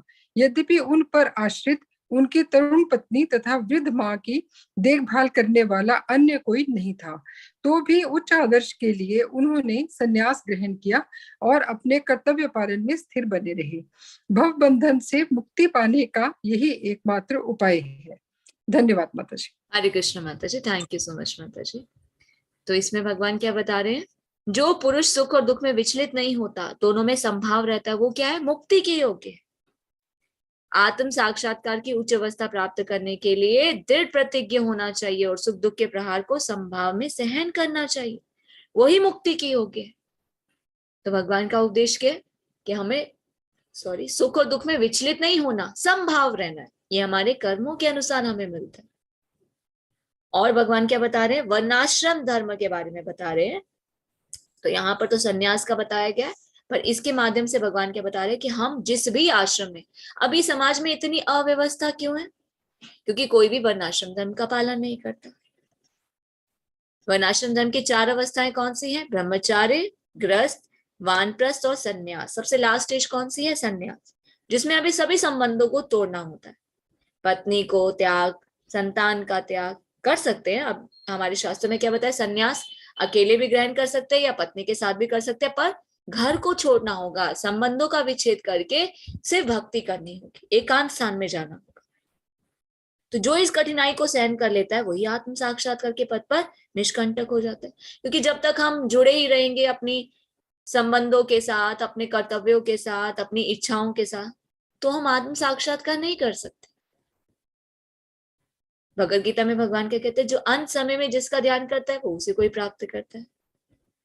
अगर हमारी इच्छाओं से हमारी आसक्ति होगी, संबंध से ही हमारी आसक्ति होगी, हमारी आवश्यकताओं से हमारी आसक्ति होगी, तो क्या होगा? फिर से बार बार जन्म मृत्यु का चक्र होगा। इसलिए आत्म साक्षात्कार के लिए संन्यास आश्रम सबसे आवश्यक है, जो कौन सी एज में किया जाता है? 75 में। चैतन्य महाप्रभु ने 24 वर्ष की आयु में संन्यास ग्रहण किया था। भगवान ने अपने ही आश्रम से बताया। उनकी माता थी, वृद्ध माता थी, उनकी पत्नी थी, तो उन्होंने क्या किया? उनको कोई भी सहारा नहीं था, पर उन्होंने अपने आचरण से सिखाया कि जब तक संन्यास में अपने परिवार से संबंध नहीं तोड़ा जाएगा तब तक मुक्ति की कोई भी संभावना नहीं है। तो भवबंधन से मुक्ति पाने का यही एकमात्र उपाय है। तो अर्जुन जो थे वो कौन है? सत्य धर्म के निर्वाह करने के लिए उन्हें कहा जा रहा है, भले ही वो उनके प्रियजनों के साथ युद्ध करना कितना ही दुष्कर क्यों ना हो, तो भगवान के कह रहे कर्तव्य का पालन करो, आश्रम का पालन करो, जिस आश्रम धर्म जिस वर्ण में तुम हो उसका तुम पालन करो। तो हमें भी क्या करना है? ब्रह्मचर्य, गृहस्थ, वानप्रस्थ और संन्यास, इन आश्रमों का हमें पालन करना, तो ही हम क्या कर सकते हैं? इस बंधन से मुक्त हो सकते हैं। नेक्स्ट, नास्तो विद्यते भावो ना भावो विद्यते सतः उभयोरपि दुष्टवन्तः तु अन्यो तत्त्वदर्शिभिः। तत्वदर्शियों ने यह निष्कर्ष निकाला है, नेक्स्ट पेज, कि असत भौतिक शरीर का तो कोई स्थिर स्थायित्व, चिर स्थायित्व नहीं है, किंतु आत्मा जो है वो अपरिवर्तित रहता है। उन्होंने इन दोनों की प्रकृति के अध्ययन द्वारा यह निष्कर्ष निकाला है। तो तात्पर्य में क्या बताया जा रहा है? परिवर्तनशील शरीर का कोई भी स्थायित्व नहीं है। हमारी जो साइंस है वो क्या स्वीकार करती है? कि हमारे शरीर के अंदर जो कोशिकाएं हैं वो बदलती रहती है ना? ब्लड चेंज होता रहता है, सेल्स चेंज होती रहती है, कोशिकाएं बदलती रहती है, बॉन्ड्स भी दोबारा चेंज होती रहती है। ये क्या है? शरीर में परिवर्तन होता है, पर आत्मा जो है वो कभी भी परिवर्तित नहीं होती है। तो आत्मा का स्वभाव भगवान बता रहे हैं, आत्मा क्या है? स्थायी है। शरीर में परिवर्तन होता है, आत्मा जो है उसमें कोई भी परिवर्तन नहीं होता, आत्मा शाश्वत है। तो यहीं से भगवान द्वारा अज्ञान में जो मोहग्रस्त जीव है उनको उपदेश देना भगवान शुरू करते। तो अज्ञान को हटाने के लिए आराधक और आराध्य के बीच पुनः शाश्वत संबंध स्थापित करना होगा। अंश रूपी जीवों और शिव भगवान के अंतर को समझना होगा। आत्मा परमात्मा में अंतर है। हमारे शास्त्र बताते हैं, वेदांत सूत्र बताता है, श्रीमद् भागवतम बताती है। जीव क्या है? पराशक्ति। और भगवान कौन है? शक्तिमान। शक्ति और शक्तिमान में कोई अंतर नहीं होता, किंतु शक्तिमान को परम माना जाता है और शक्ति को गौण माना जाता है। उसी तरह से सारे जीव क्या है? भगवान के अधीन है। और अज्ञान अवस्था में हम इस ज्ञान को नहीं समझ पाते क्योंकि हम शास्त्र नहीं पढ़ते। तो अज्ञान को दूर करने के लिए क्या करना होगा? शास्त्र की शरण ग्रहण करनी होगी, भगवद गीता के उपदेश को जानना पड़ेगा। इसलिए भगवान क्या करते हैं? जीवों को प्रबुद्ध करने के लिए भगवद गीता का उपदेश देते हैं, क्योंकि हम सभी कौन जीव है? हम अज्ञानता के अंधकार में है। कृष्ण कौन है? कृष्ण सूर्य सम माया है अंधकार। अज्ञानता रूपी अंधकार में जीवों को बाहर निकालने के लिए भगवान क्या दे रहे हैं? भगवद गीता का उपदेश दे। नेक्स्ट, अविनाशी तु तद्विद्धि न सर्वमिदं ततं विनाशमव्ययास्यस्य न कश्चित् कर्तुमर्हति। जो सारे शरीर में व्याप्त है उसे ही तुम अविनाशी समझो, उस अव्यय आत्मा को नष्ट करने में कोई भी समर्थ नहीं है। तो इस श्लोक में संपूर्ण शरीर में व्याप्त आत्मा की प्रकृति का अधिक स्पष्ट वर्णन हुआ है। सभी लोग क्या समझते हैं कि जो सारे शरीर में व्याप्त है वो चेतना है, कॉन्शियसनेस। और प्रत्येक व्यक्ति को शरीर में किसी भी अंश या पूरे भाग में सुख दुख का अनुभव होता है ना। गर्म ठंडे का हम अनुभव कर पाते हैं। यहाँ तक कि देखिए, अगर कभी मच्छर हमारे अंग पे, किसी अंग पे बैठा तो हमें पता चल जाता है कहाँ बैठा, और हमारा तुरंत क्या होता है, हाथ उठता है, हम उसको हटा देते हैं। बोध होता है ना हमें। कोई जीव काटता है, एकदम चींटी कोई काट गई तो हमें बोध हो जाता है, अरे यहाँ पर इसने काटा। तो प्रत्येक शरीर में व्यष्टि आत्मा और इस आत्मा की उपस्थिति का लक्षण व्यष्टि चेतना द्वारा ही परिलक्षित होता है। तो इस आत्मा को बाल के अग्रभाग के 10,000वें भाग के तुल्य बताया गया है। कहाँ पर इसका वर्णन है? आत्मा का साइज क्या है?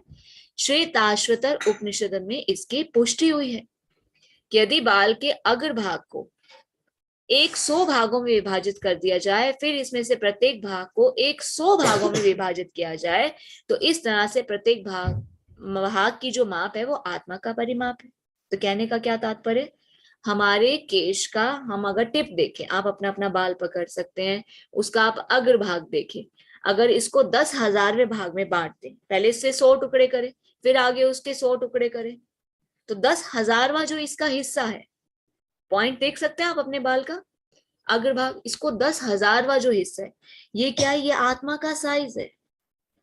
कितना स्मॉल साइज होगा, इसे हम अपनी आंखों से नहीं देख सकते। और इतनी छोटी सी, इतना चित्त कण है, ये क्या है? पूरे शरीर को चेतना प्रदान करती, तभी तो हम बोल पा रहे, देख पा रहे, सुन पा रहे, कोई भी कार्य कर पा रहे। ये क्या है? आत्मा। आत्मा क्या कर रही है? चेतना प्रदान कर रही है पूरे शरीर को। अगर हमारे शरीर में आत्मा नहीं होगी तो हम क्या है? मृत है, डेड बॉडी के समान है। कोई मर जाता है तो हम क्या कहते हैं? अरे वो हमें छोड़कर चला गया। कौन हमें छोड़कर चला गया? अगर हम शरीर ही हैं, हमारी आइडेंटिटी यही है, तो हम ये क्यों कहते हैं कि वो हमें छोड़कर चला गया? वही तो हमारे सामने ही तो पड़ा है। तो क्या हमें छोड़कर चला जाता है? तो हमारी रियल आइडेंटिटी क्या? हम शरीर नहीं है, हम क्या है? हम आत्मा है। जब तक शरीर में आत्मा है तब तक शरीर में चेतना है। आत्मा शरीर से निकल जाती है तो शरीर क्या हो जाता है? अचेतन हो जाता है, डेड हो जाता है, मृतक हो जाता है। कोई भी भौतिक उपचार करके इसको वापस नहीं लाया जा सकता। पर ये साइंस हमारी नहीं समझ पा रही है।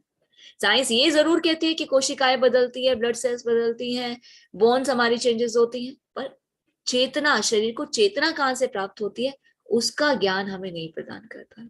और उसका ज्ञान हमें कहाँ मिलता है? भगवत गीता के 2 अध्याय में भगवान बताना शुरू करते हैं, आत्मा हमारे शरीर का सबसे महत्वपूर्ण अंग है। आत्मा आकार में अनुतुल्य है, जिसे पूर्ण बुद्धि के द्वारा ही जाना जा सकता है। नेक्स्ट, यह अणु आत्मा 5 प्रकार के प्राणों में तैर रहा है। कौन से हैं ये? प्राण, अपान, व्यान, समान और उदान। ये कहाँ है? हृदय के भीतर। तो देखिए क्या बताया जा रहा है, आत्मा कहाँ रहती है? आत्मा का साइज बता दिया, और आत्मा का स्वभाव क्या है वो भी बता दिया। आत्मा चेतना है जो पूरे हमारे शरीर को चेतना प्रदान करती है, चेतन है। और ये कहाँ रहती है? हृदय के भीतर रहती है। हृदय के भीतर क्या है? प्राण, अपान, व्यान, समान, उदान, ये प्राण वायु भी रहती है। तो देहधारी जीव के पूरे शरीर में अपने प्रभाव का विस्तार करता है। हमारे शरीर का जो अंदर क्या है? प्राण वायु से ही सब कुछ चल रहा है। आत्मा को 5 वायु के कलमश से शुद्ध कर लिया जाता है, तो इसका आध्यात्मिक प्रभाव प्रकट हो जाता है। हठ योग का प्रयोजन विविध आसनों द्वारा उन 5 प्रकार के प्राणों को नियंत्रित करना होता है जो आत्मा को घेरे हुए हैं। हठ योग की प्रणाली में क्या करते हैं? प्राणों को नियंत्रित किया जाता है। ये किसको घेरे हुए होते हैं? आत्मा को घेरे हुए होते हैं। ये योग किसी भौतिक बेनिफिट के लिए नहीं किया जाता, बल्कि किस लिए किया जाता है? भौतिक आकाश के बंधन से अनुआत्मा की मुक्ति के लिए किया जाता है। तो अनुआत्मा को तो सारे वैदिक साहित्य स्वीकारते, और बुद्धिमान व्यक्ति तो अपने व्यवहार के अनुभव से इसे महसूस भी कर सकता है। मूर्ख व्यक्ति है ना, वो ही नहीं जान पाता। क्यों? क्योंकि अज्ञानता के अंधकार में। अनुआत्मा का प्रभाव पूरे शरीर में व्याप्त है। जिस प्रकार से हम सूर्य देखते हैं, सूर्य, एक अकेला सूर्य क्या करता है? पूरे ब्रह्मांड को प्रकाश प्रदान करता है। उसी प्रकार से इतना छोटा सा कण, चित्त कण जो है आत्मा, ये क्या करती है? पूरे शरीर को चेतना प्रदान करती है। इसे हम माप नहीं कर सकते, भौतिक वैज्ञानिक इसे माप नहीं सकते, इसे सिर्फ अनुभव किया जा सकता है।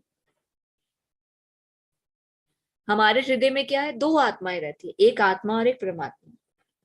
और शारीरिक गतियों की सारी शक्ति यहीं से, सब कुछ कहाँ से अटैच है? हमारे हृदय से ना। कहते हैं ना, हृदय धड़कना बंद हो गया तो मृत्यु हो जाती है। आत्मा शरीर से निकल जाती है तो क्या होता है, धीरे धीरे सारे कनेक्शन लूज हो जाते हैं। फिर अब स्विच है, स्विच में हम अगर किसी के साथ कनेक्ट करनी होती है कोई चीज, मान लीजिए हमें फ्रिज को ऑन करना है, तो हम क्या करते हैं, प्लग को इलेक्ट्रिसिटी से करते हैं, प्लग में स्विच में डालते हैं ना प्लग को, तभी उसमें इलेक्ट्रिसिटी पास होती है। उसी प्रकार से जब तक चेतना है तब तक पूरा शरीर कार्य करता है। जैसे ही चेतना चली जाती है, हृदय काम करना बंद कर जाता है, और सारी चीजें किससे जुड़ी हैं, हृदय से जुड़ी है। इसलिए धीरे धीरे करके क्या होता है, सब कुछ बंद होना शुरू हो जाता है। रेड ब्लड सेल्स जो होती है वो क्या करती है, लंग से ऑक्सीजन लेकर जाती है। वो किससे शक्ति उनको मिलती है, आत्मा से शक्ति मिलती है। अगर आत्मा को निकाल दिया जाए तो क्या होगा, फ्यूजन ही बंद हो जाएगा, तभी तो हमारा शरीर कार्य नहीं कर पाता। जब कोई डेड होता है तो क्या होता है, एकदम उसका शरीर नहीं सड़ता, सड़ने में टाइम लगता है। हम देखते हैं ना, फ्यूजन जब बंद हो जाता है, शरीर जब मृत हो जाता है, तो धीरे धीरे डिसॉल्व होना शुरू होता है। इसको हम कैसे समझ सकते हैं, मान लीजिए हम गाड़ी चला रहे हैं, तो गाड़ी चलाते हुए मान लीजिए हमने अपने पैर ब्रेक से हटा लिए, या हम कूद गए गाड़ी से, तो क्या हुआ, गाड़ी एकदम तो बंद नहीं होगी। वो जो चलाने वाला वो यहां से कूद गया, और फिर क्या हो रही, गाड़ी चलते चलते एकदम कहीं भी टकरा जाएगी, बैलेंस नहीं कर पाएगी, तो फिर क्या होगी, पलट जाएगी, वो आगे चल नहीं पाएगी। उसी प्रकार से हमारा शरीर होता है, आत्मा निकल जाती है तो फिर क्या होता है, निकलने के बाद थोड़ा सा जो वो वर्किंग सिस्टम जो चल रहा होता है वो धीरे धीरे बंद होना शुरू हो जाता है, फिर एकदम सब कुछ खत्म हो जाता है। और उसके बाद क्या होती है, बॉडी डिसॉल्व होनी शुरू हो जाती है, क्योंकि चेतना तो है नहीं, कोई भी चीज वर्कआउट नहीं कर पा रही। फिर कोई भी औषधि कुछ भी नहीं कर सकता। शरीर का सारा उद्गम स्थल कहाँ है, हृदय से है, और हृदय में क्या है, आत्मा और परमात्मा है। परमात्मा आत्मा को चेतना प्रदान करते हैं, और आत्मा पूरे शरीर को चेतना प्रदान करती है। और पूर्ण आत्मा के ऐसे अनुकणों की तुलना किससे की गई है, लास्ट वर्स में बताया जा रहा है, सूर्य प्रकाश के कणों से की गई है। सूर्य के प्रकाश में क्या होता है, बहुत सारे अणु होते हैं ना, असंख्य तेजो में अणु होते हैं। उसी प्रकार परमात्मा के जो अंश हैं, उनकी किरणों के प्रमाणिक समफलिंग है। हम कौन है, we are the part and parcel of Krishna. हम परमात्मा के अंश हैं, पर हम भगवान से अलग हो गए, भगवान से विमुख हो गए, इसलिए हम इस भाव बंधन में फंसे हैं। किस लिए, अपने इंद्रिय तृप्ति की इच्छा से, भोग करने की इच्छा से। जो वैदिक ज्ञान का अनुगामी होता है वही इस अस्तित्व को जान सकता, आत्मा के अस्तित्व को वो नकार नहीं सकता। जबकि आधुनिक साइंस जो है वो हमारी के मॉडर्न साइंस तो मानते ही नहीं आत्मा को, अभी तक नहीं पता कर पा रहे कॉन्शियसनेस बॉडी में कहाँ से आती। कभी कहते हैं ब्रेन डेड हो जाता है तो मृत्यु होती है, कभी कहते हैं हृदय बंद हो जाता है तो मृत्यु होती है। एक्चुअल रीजन क्या है, वहां तक नहीं पहुंच पा रहे। जबकि हमारे वैदिक ज्ञान से तो हमें पता चलता है आत्मा जो वो शरीर का सबसे महत्वपूर्ण अंग है। तो भगवान ने स्वयं भगवत गीता में आत्मा के इस विज्ञान का विषय वर्णन किया है। नेक्स्ट,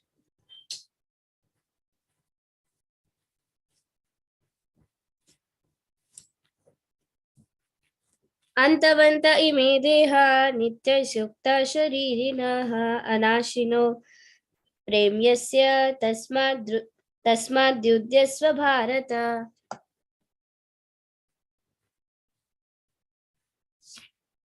जो पढ़ना चाहते हैं हैंड रेज कर सकते हैं।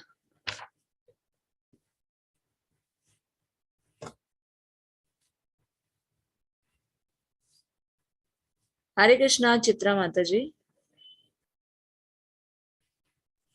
हरे कृष्णा माता जी। अविनाशी अप्रमेय तथा शाश्वत जीव के भौतिक शरीर का अंत अवश्यंभावी है, अतः हे भरतवंशी युद्ध करो। श्री प्रभुपाद जी की जय। श्री प्रभुपाद जी के अनुसार तात्पर्य, भौतिक शरीर स्वभाव से नाशवान है। यह तत्क्षण नष्ट हो सकता है और 100 वर्ष बाद भी। यह केवल समय की बात है जिसे अनंत काल तक बनाए रखने की कोई संभावना नहीं है, किंतु आत्मा इतना सूक्ष्म है कि इसे शत्रु देख भी नहीं सकता, मारना तो दूर रहा। जैसा कि पिछले श्लोक में कहा गया है, यह इतना सूक्ष्म है कि कोई इसके मापने की बात भी नहीं सोच सकता।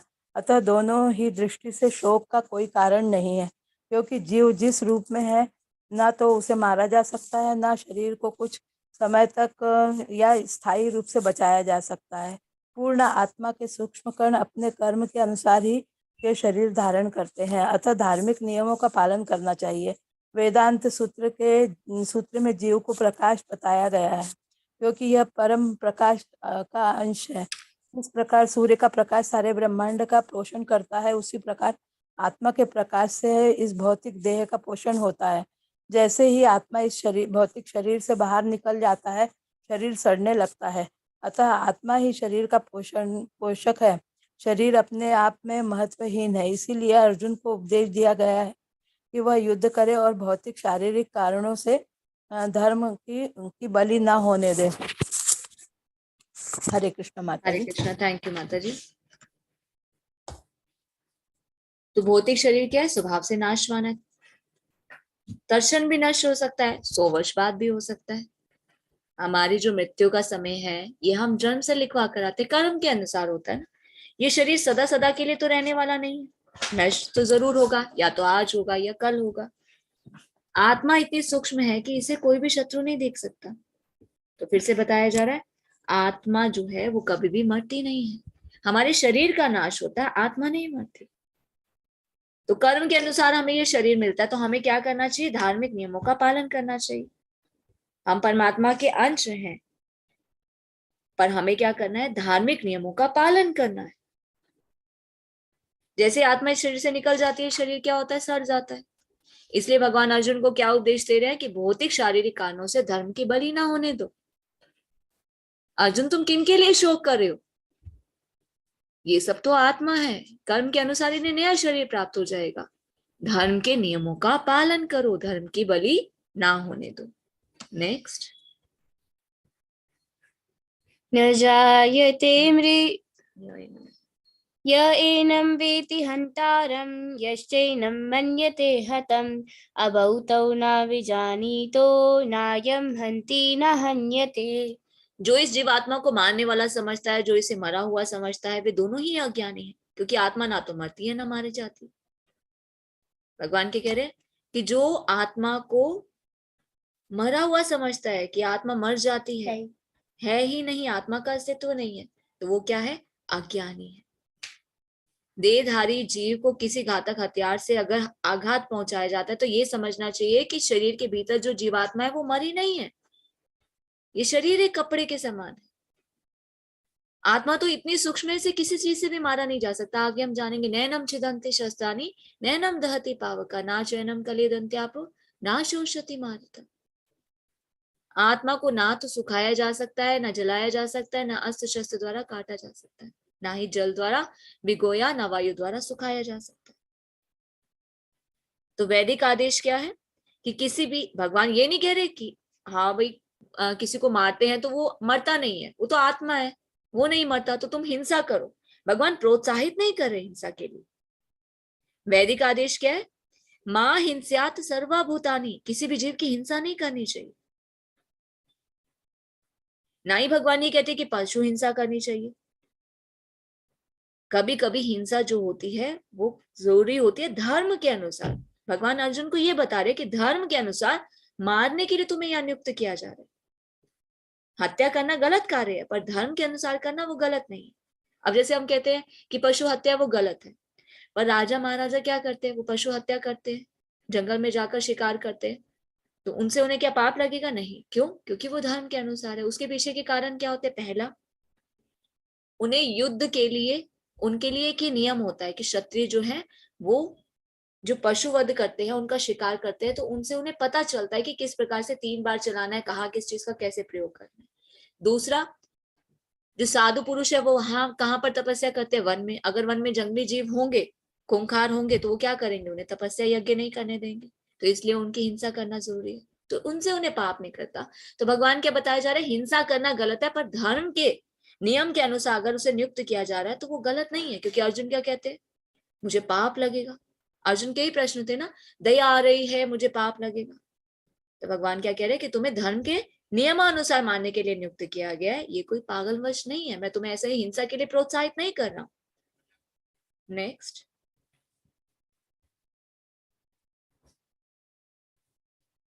न जायते म्रियते वा कदाचिन् न राज्यं भूत्वा भविता वा न भूयः अजो नित्यः शाश्वतोऽयं पुराणो न हन्यते हन्यमाने शरीरे। आत्मा के लिए किसी भी काल में ना तो जन्म है ना मृत्यु है, ना तो कभी जन्म लेता है, ना जन्मा है, ना कभी जन्म लेता है, ना जन्म लेगा। वह अजन्मा नित्य शाश्वत पुरातन है। शरीर के मारे जाने पर वह नहीं मरता। फिर से भगवान वही बता रहे, आत्मा क्या है? कुटस्थ है। वे शरीर की भांति विकारी नहीं है। शरीर का नाश होता है पर आत्मा का नाश नहीं होता। हमारे शरीर में 6 प्रकार के परिवर्तन होते हैं। किस प्रकार होते हैं? माता के गर्भ से जन्म होता है, कुछ काल तक रहता है, फिर बढ़ता है, फिर कुछ परिणाम उत्पन्न होता है, संतान उत्पत्ति करते हैं, धीरे धीरे वृद्ध हो जाता है, क्षीण होने लगता है, उसके बाद मृत्यु हो जाती है, समाप्त हो जाती है। पर आत्मा में ऐसे परिवर्तन नहीं होते। आत्मा क्या है? अजन्मा और अविनाशी है। तो भगवान क्या बता रहे हैं? आत्मा का स्वभाव बता रहे हैं कि आत्मा शाश्वत है। आत्मा ना तो जन्म लेता है, ना मरता है, ना उसका जन्म होता है, ना मृत्यु होती है। तो आत्मा का स्वभाव क्या है? नित्य, शाश्वत और सनातन। शरीर के परिवर्तन का आत्मा पे कोई भी प्रभाव नहीं पड़ता। आत्मा ज्ञान से और चेतना से सदैव पूर्ण रहता है, अतः चेतना ही आत्मा का लक्षण है। आत्मा 2 प्रकार की होती है। एक तो होती है अनु आत्मा, दूसरी क्या होती है? विभु आत्मा। कठोपनिषद में बताया गया है परमात्मा को क्या कहा जाता है? विभु आत्मा। और हम कौन है? हम परमात्मा के अंश है। हम कौन है? अनु आत्मा। परमात्मा और अनु आत्मा दोनों शरीर रूपी उसी वृक्ष में जीव के हृदय में विद्यमान है। इनमें से जो समस्त, लास्ट वर्स में बताया जा रहा है, इनमें से जो समस्त इच्छाओं और शोकों से मुक्त हो चुका है वही भगवत कृपा से आत्मा की महत्ता को समझ सकता है। कृष्ण परमात्मा के भी उद्गम है, जैसा कि अगले अध्याय में बताया जाएगा। अर्जुन अनु आत्मा के समान है जो अपने वास्तविक स्वरूप को भूल गया है, अतः उसे कृष्ण द्वारा या उनके प्रामाणिक प्रतिनिधि गुरु द्वारा प्रबुद्ध किए जाने की आवश्यकता है। तो हम कौन है? We are the part and parcel of Krishna. अनु आत्मा है। और भगवान कौन है? विभु आत्मा। कृष्ण परमात्मा के भी उद्गम है। कृष्ण से ही तो सब कुछ आया ना। सृष्टि की रचना हुई तो भगवान ने क्या किया? अपना विस्तार किया। किस रूप में किया? विष्णु के रूप में किया। कौन से विष्णु? 3 विष्णु, महाविष्णु, गर्भोदकशाही विष्णु और शिरोदकशाही विष्णु। महाविष्णु के रूप में भगवान क्या करते हैं? उनके श्वास से असंख्य ब्रह्मांड निकलते हैं। गर्भोदकशाही विष्णु के रूप में भगवान क्या करते हैं? हर एक ब्रह्मांड में प्रवेश करते हैं और उनके नाभि कमल से ब्रह्मा जी उत्पन्न करते हैं। क्षीरोदकशाही विष्णु के रूप में भगवान क्या करते हैं? परमात्मा के रूप में हर एक जीव के हृदय में विराजमान है। तो आत्मा के स्वभाव को कैसे समझा जा सकता है? कृष्ण के द्वारा, कृष्ण के उपदेश द्वारा या प्रामाणिक प्रतिनिधि गुरु के द्वारा इस ज्ञान को जाना जा सकता है। तो अभी भगवान किसके बारे में बता रहे हैं? हमारे बारे में। हम कौन है? हम शरीर नहीं है, हम आत्मा है। आगे भगवान बताएंगे भगवान के बारे में। फिर भगवान बताएंगे कि भगवान के साथ संबंध को कैसे जोड़ सकते हैं जो हम भगवान के साथ संबंध को भूल चुके हैं। नेक्स्ट, वेदा विनाशि नित्यं य एनं जब अव्ययं कथं स पुरुषो पार्थ कं घात्यति हन्तिकम्। जो पढ़ना चाहते हैं हैंड रेज कर सकते हैं।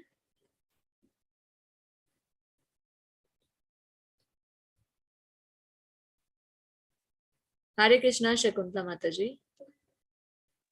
हरे कृष्णा माता जी, दंडवत प्रणाम। दंडवत प्रणाम माता जी। हे पार्थ, जो व्यक्ति यह जानता है कि आत्मा अविनाशी, अजन्मा, शाश्वत तथा अव्यय है, वह भला किसी को कैसे मार सकता है या मरवा सकता है।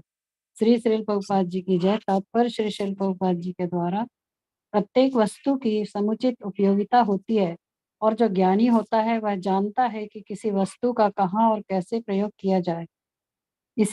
इसी प्रकार हिंसा की भी अपनी उपयोगिता है और इसका उपयोग इसे जानने वाले पर निर्भर करता है।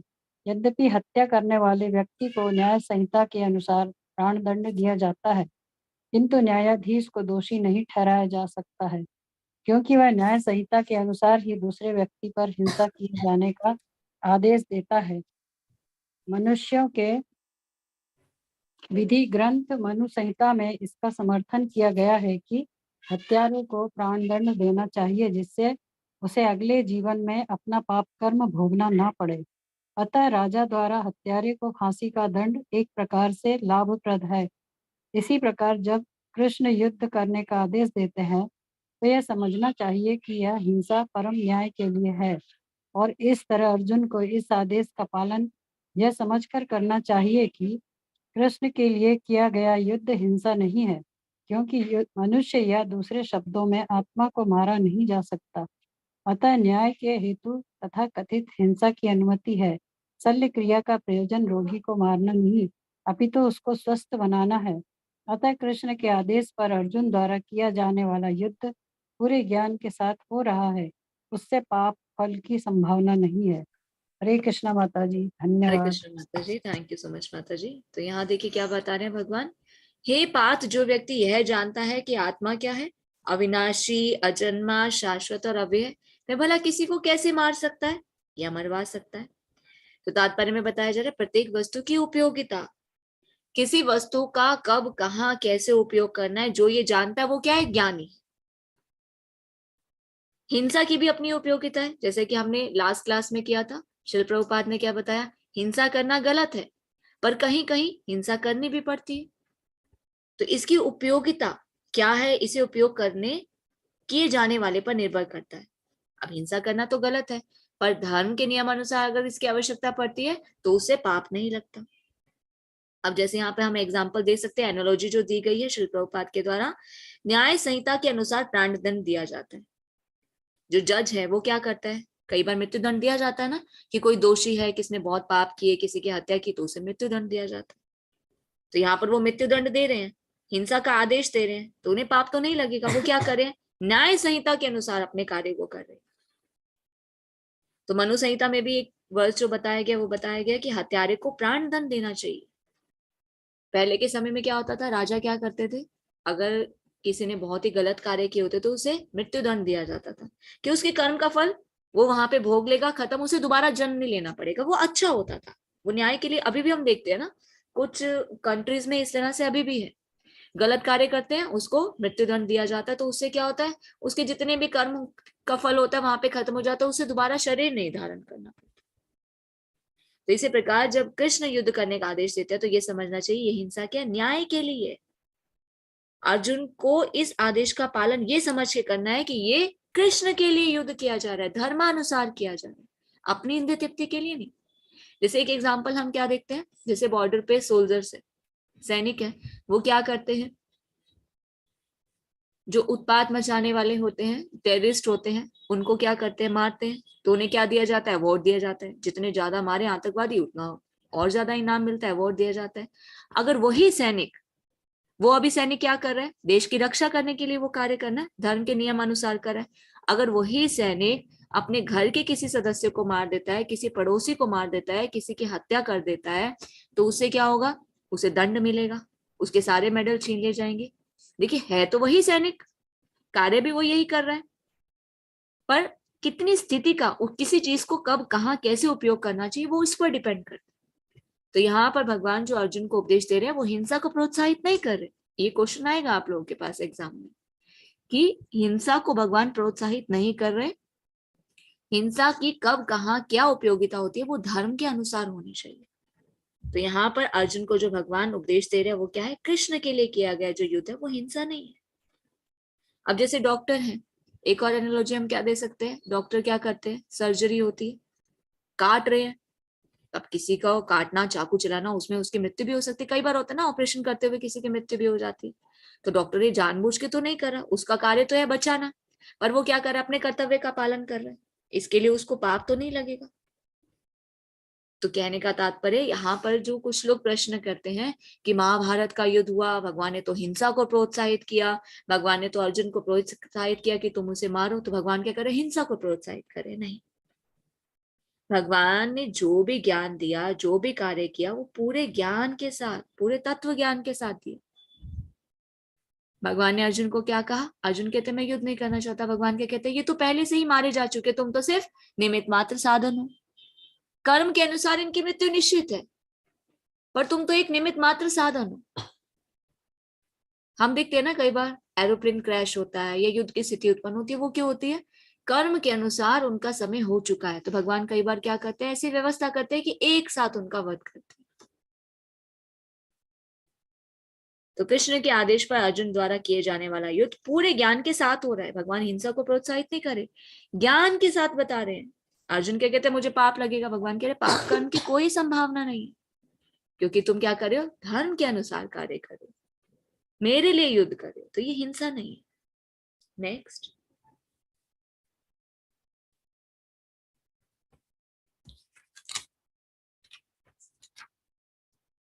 वासांसि जीर्णानि यथा विहाय नवानि शरीराणि विहाय जीर्णानि अन्यानि संयाति नवानि देहि। जिस प्रकार मनुष्य पुराने वस्त्रों को त्याग कर नए वस्त्र धारण करता है, उसी प्रकार आत्मा पुराने और व्यर्थ के शरीर को त्याग कर नए शरीर को धारण करती है।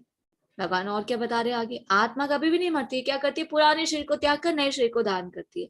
जैसे हम क्या करते हैं, पुराने कपड़े पुराने हो जाते हैं, यूजलेस हो जाते हैं, तो हम क्या करते हैं, उनको त्याग कर नए कपड़े धारण करते हैं। उसी प्रकार से आत्मा देखती है कि ये शरीर का जो कार्य है ये पूर्ण हो गया, तो वो क्या करती है, नया शरीर धारण करती है। तो आधुनिक विज्ञानी जन जो है वो आत्मा के अस्तित्व पर विश्वास नहीं करते, और साथ ही हृदय से शक्ति साधन की व्याख्या भी नहीं कर पाते। क्यों? क्योंकि ज्ञान नहीं है ना। ये ज्ञान कहाँ से मिलेगा? तत्व ज्ञान तो शास्त्र के माध्यम से प्राप्त होगा, भगवत गीता के माध्यम से। मुंडक उपनिषद, श्वेताश्वतर उपनिषद में आत्मा परमात्मा की उपमा दो मित्र पक्षियों से दी गई है। जैसे एक पेड़ पर दो पक्षी बैठे, उसमें से एक पक्षी जो है अनुआत्मा, वो क्या कर रहा है, वृक्ष के फल को खा रहा है। दूसरा पक्षी क्या है, विभु आत्मा, वो क्या कर रहा है, अपने मित्र को देख रहा है। एक पेड़ पर दो पक्षी बैठे, एक फल खा रहा है और दूसरा देख रहा है। जो फल खा रहा है वो कौन है, हम जीव। हम क्या कर रहे हैं, इंद्रिय भोग कर रहे हैं, और भगवान क्या कर रहे हैं, देख रहे हैं। भगवान क्या है, साक्षी है। दोनों पक्षी समान गुण वाले हैं, पर एक क्या है, भौतिक वृक्ष के फलों पर मोहित है, दूसरा साक्षी है। कृष्ण कौन है, साक्षी। अर्जुन कौन है, फल के भोक्ता। दोनों मित्र हैं, पर एक स्वामी है और दूसरा सेवक है। अनु आत्मा द्वारा इस संबंध की विस्मृति ही कि हम कौन है, भगवान के दास हैं, तभी हम क्या है, एक शरीर से दूसरे शरीर में जा रहे हैं। हम अपनी रियल आइडेंटिटी को भूल चुके हैं। हम अपने आप को शरीर मानते हैं। इसी शरीर को तृप्त करने के लिए हम क्या करते हैं, इंद्रिय भोग करते हैं, अपने इंद्रियों की तृप्ति करते हैं, सब चीजें शरीर से ही संबंधित कर लेते हैं, क्योंकि हमें ज्ञान ही नहीं है कि हम हैं कौन।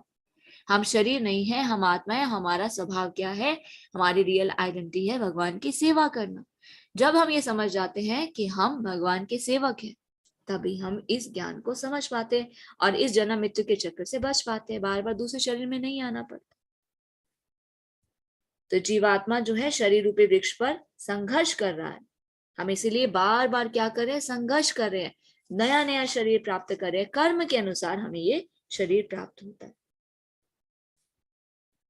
और जब हम भगवान की ओर मुख करेंगे तो हम क्या करेंगे, सारी चिंताओं से मुक्त हो जाएंगे। हमारे जीवन में दुख और समस्याएं क्यों आती है, क्योंकि हमने भगवान से मुंह को मोड़ लिया है, क्योंकि हमने भगवान से विमुख हो गए और हम क्या कर रहे हैं, फलों का भोग कर रहे हैं। और जब हम भगवान की ओर मुख करते हैं, भगवान की ओर मुख कैसे कर सकते हैं, भगवान के शरणागत होकर, भक्ति करके, श्रवण और कीर्तन के द्वारा, तो हम मुक्त हो सकते हैं। तो यहाँ लास्ट वर्स में बताया जा रहा है, यहाँ भगवान ने अर्जुन को उपदेश दिया कि वह अपने पितामह और गुरु के देहांतरण पर शोक प्रकट ना करे, अपितु इस धर्म युद्ध में उनके शरीरों का वध करने में प्रसन्न होना चाहिए, क्योंकि वो उनका वध हो जाएगा, वो अपने कर्म के फल का भोग कर लेंगे, तो अब उन्हें नया शरीर प्राप्त होगा। तुम्हें तो प्रसन्न होना चाहिए कि उन्हें तो नया शरीर प्राप्त होगा। वो या तो नई आध्यात्मिक जीवन को प्राप्त करेंगे या उच्च लोक को प्राप्त करेंगे। अर्जुन, तुम्हारे लिए शोक करना युक्ति संगत नहीं है। तो देखिए, युद्ध भूमि के माध्यम से अर्जुन के प्रश्न और कारणों के माध्यम से भगवान हमें क्या दे रहे हैं, आत्मा का ज्ञान प्रदान कर रहे हैं। नेक्स्ट, नैनं छिन्दन्ति शस्त्राणि नैनं दहति पावकाः न चैनं क्लेदयन्त्यापो न शोष्यति मारुताः। यह आत्मा ना तो कभी किसी शस्त्र द्वारा खंड खंड किया जा सकता है, न अग्नि द्वारा जलाया जा सकता है, न जल द्वारा भिगोया या वायु द्वारा सुखाया जा सकता है। आत्मा को नष्ट नहीं किया जा सकता। आत्मा क्या है, अविनाशी, शाश्वत है। कितने हथियार होते हैं ना, तलवार, आग्नेयास्त्र, वर्षा के अस्त्र, चक्रवात, आत्मा को मारने में समर्थ नहीं है। तो यहाँ पे क्या बताया जा रहा है, आधुनिक आग्नेयास्त्रों के अतिरिक्त अभी हम देखते हैं ना, कितने नए नए तरह के जो है अस्त्र शस्त्र आ गए, उसे भी आत्मा का नष्ट नहीं किया जा सकता। यहाँ तक कि पहले के समय में क्या होता था, मिट्टी के भी अस्त्र शस्त्र होते थे, जल से भी बनते थे, वायु से भी, आकाश से भी। जैसे हम कई बार मूवीज में देखते हैं ना, जो रामायण महाभारत में होते हैं, अलग अलग तरह के अस्त्र शस्त्र छोड़े जाते हैं कि वर्षा हो रही है, अग्नि चल रही है। अभी तो ऐसे अस्त्र शस्त्र बन भी नहीं सकते, हमारी साइंस तो वहां तक पहुंची भी नहीं, तो आत्मा कैसे मरेगी? ये अज्ञात है। इन अस्त्र शस्त्रों का निर्माण करना भी उनके लिए भी, वो जान भी नहीं सकते, उनको तो पता भी नहीं है कि इस तरह के अस्त्र शस्त्र भी बन सकते। जो भी हो, आत्मा को खंडन नहीं किया जा सकता, किसी भी हथियार से नष्ट नहीं किया जा सकता। ना ही अग्नि के द्वारा जलाया जा सकता है, ना जल द्वारा भिगोया, ना ही वायु द्वारा सुखाया जा सकता है। नेक्स्ट,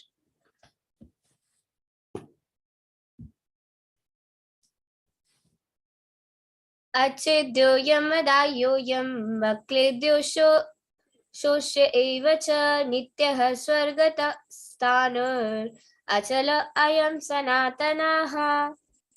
यह आत्मा अखंडित तथा अघुलनशील है, इसे ना तो जलाया जा सकता है, ना ही सुखाया जा सकता है। यह शाश्वत, सर्वव्यापी, अविकारी, स्थिर तथा सदैव एक सा रहने वाला है। तो अनु आत्मा के इतने सारे गुण क्या सिद्ध करते हैं कि आत्मा क्या है? पूर्ण आत्मा है, बिना किसी परिवर्तन की वो स्थायी बनी रहती है, उसमें कोई फर्क नहीं पड़ता, कोई परिवर्तन नहीं होता। जीव भगवान की समग्र सृष्टि में फैले हुए हैं, जल में भी जीव रहते हैं, थल में भी रहते हैं, वायु में भी रहते हैं, पृथ्वी के भीतर भी है, अग्नि के भीतर भी। जो ये मानते हैं कि अग्नि में श्वास सब कुछ हो जाता है, ये ठीक नहीं है। अग्नि में भी जीव रहते हैं, सब जगह जीव है, हमारे शास्त्र प्रमाण है, हर एक लोक में जीवन है, हर एक लोक में जीव है। जैसे हमारी साइंस क्या बताती है ना, अरे मंगल ग्रह पर जीवन नहीं है, जीवन है, हमारे शास्त्र प्रमाण है। चंद्र पर जीवन है, मंगल पर जीवन है, सूर्य पर भी जीवन है, सूर्य पर भी जीव रहते हैं। पर वहां पर रहने वाले जीवों की ना जो बॉडी होती है वो स्पेशल बॉडी होती है, उनका जीवन काल अलग होता है, उनकी बॉडी भी अलग होती है। तो आत्मा को अग्नि के द्वारा भी नहीं जलाया जा सकता।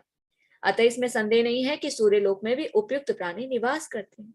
यदि सूर्य लोक निर्जन हो जाए तो सर्वगत शब्द निरर्थक हो जाएगा। यहाँ भगवान ने क्या कहा है, देखिए श्लोक में पढ़िए, दूसरी लाइन में सेकंड वर्ड क्या है, नित्यः सर्वगतः। सर्वगतः का मतलब क्या है, सर्वव्यापी, जीव सब जगह है। अगर साइंस कहे कि मंगल ग्रह पर जीवन नहीं है, सूर्य पर जीवन नहीं है, या तो फिर भगवान गलत कह रहे हैं या साइंस गलत कह रही है। तो कौन सही है? भगवान सही है ना, जिन्होंने सृष्टि की रचना की है, उन्होंने सब कुछ बनाया, तो वही बता सकते हैं ना क्या सही है और क्या गलत है। तो जीव जो है वो सर्वगत, सब जगह व्याप्त है। नेक्स्ट, अव्यक्तोऽयम् अचिन्त्योऽयम् अविकार्योऽयम् उच्यते तस्मादेवं विदन्तैव नानुशोचितुमर्हसि। यह आत्मा अव्यक्त, अकल्पनीय तथा अपरिवर्तनीय कहा गया है। यह जानकर तुम्हें शरीर के लिए शोक नहीं करना चाहिए। तो भगवान क्या कह रहे हैं, जैसे पहले भी बताया कि आत्मा क्या सूक्ष्म है, इससे कोई भी शक्तिशाली सूक्ष्मदर्शी यंत्र से नहीं देखा जा सकता, ये अदृश्य है। सिर्फ श्रुति के प्रमाण से ही इसे हम जान सकते हैं, इसके अस्तित्व को जान सकते हैं। हमें अनेक बातें केवल उच्च प्रमाणों के आधार पर ही माननी पड़ती। माता के आधार पर पिता के अस्तित्व को अस्वीकार नहीं कर सकते। पिता के स्वरूप को कोई कैसे जान सकता है? प्रमाण कौन है? एक माता ही है ना, माता ही बताएगी एक बच्चे को कि तुम्हारे पिता कौन है, उसके अलावा तो कोई और प्रमाण है नहीं। सो कॉल्ड साइंस अभी कुछ भी कह रहे, डीएनए टेस्ट है, ये सब टेस्ट है, पर एक माता बता सकती है कि तुम्हारे पिता कौन है। पिता के स्वरूप को जानने का एकमात्र साधन, एकमात्र जो प्रमाण है वो माता है। उसी प्रकार से हमारे जो वेद है, शास्त्र है, ये क्या है? ये माता है। ये हमें हमारे परम पिता परमेश्वर के बारे में बताते हैं। तो हमें वेदों के कथन को स्वीकार करना होगा कि आत्मा में शरीर जैसे परिवर्तन नहीं होते। आत्मा क्या है? अविकारी, अविनाशी, शाश्वत है, और आत्मा भगवान के तुल्य भी नहीं हो सकती।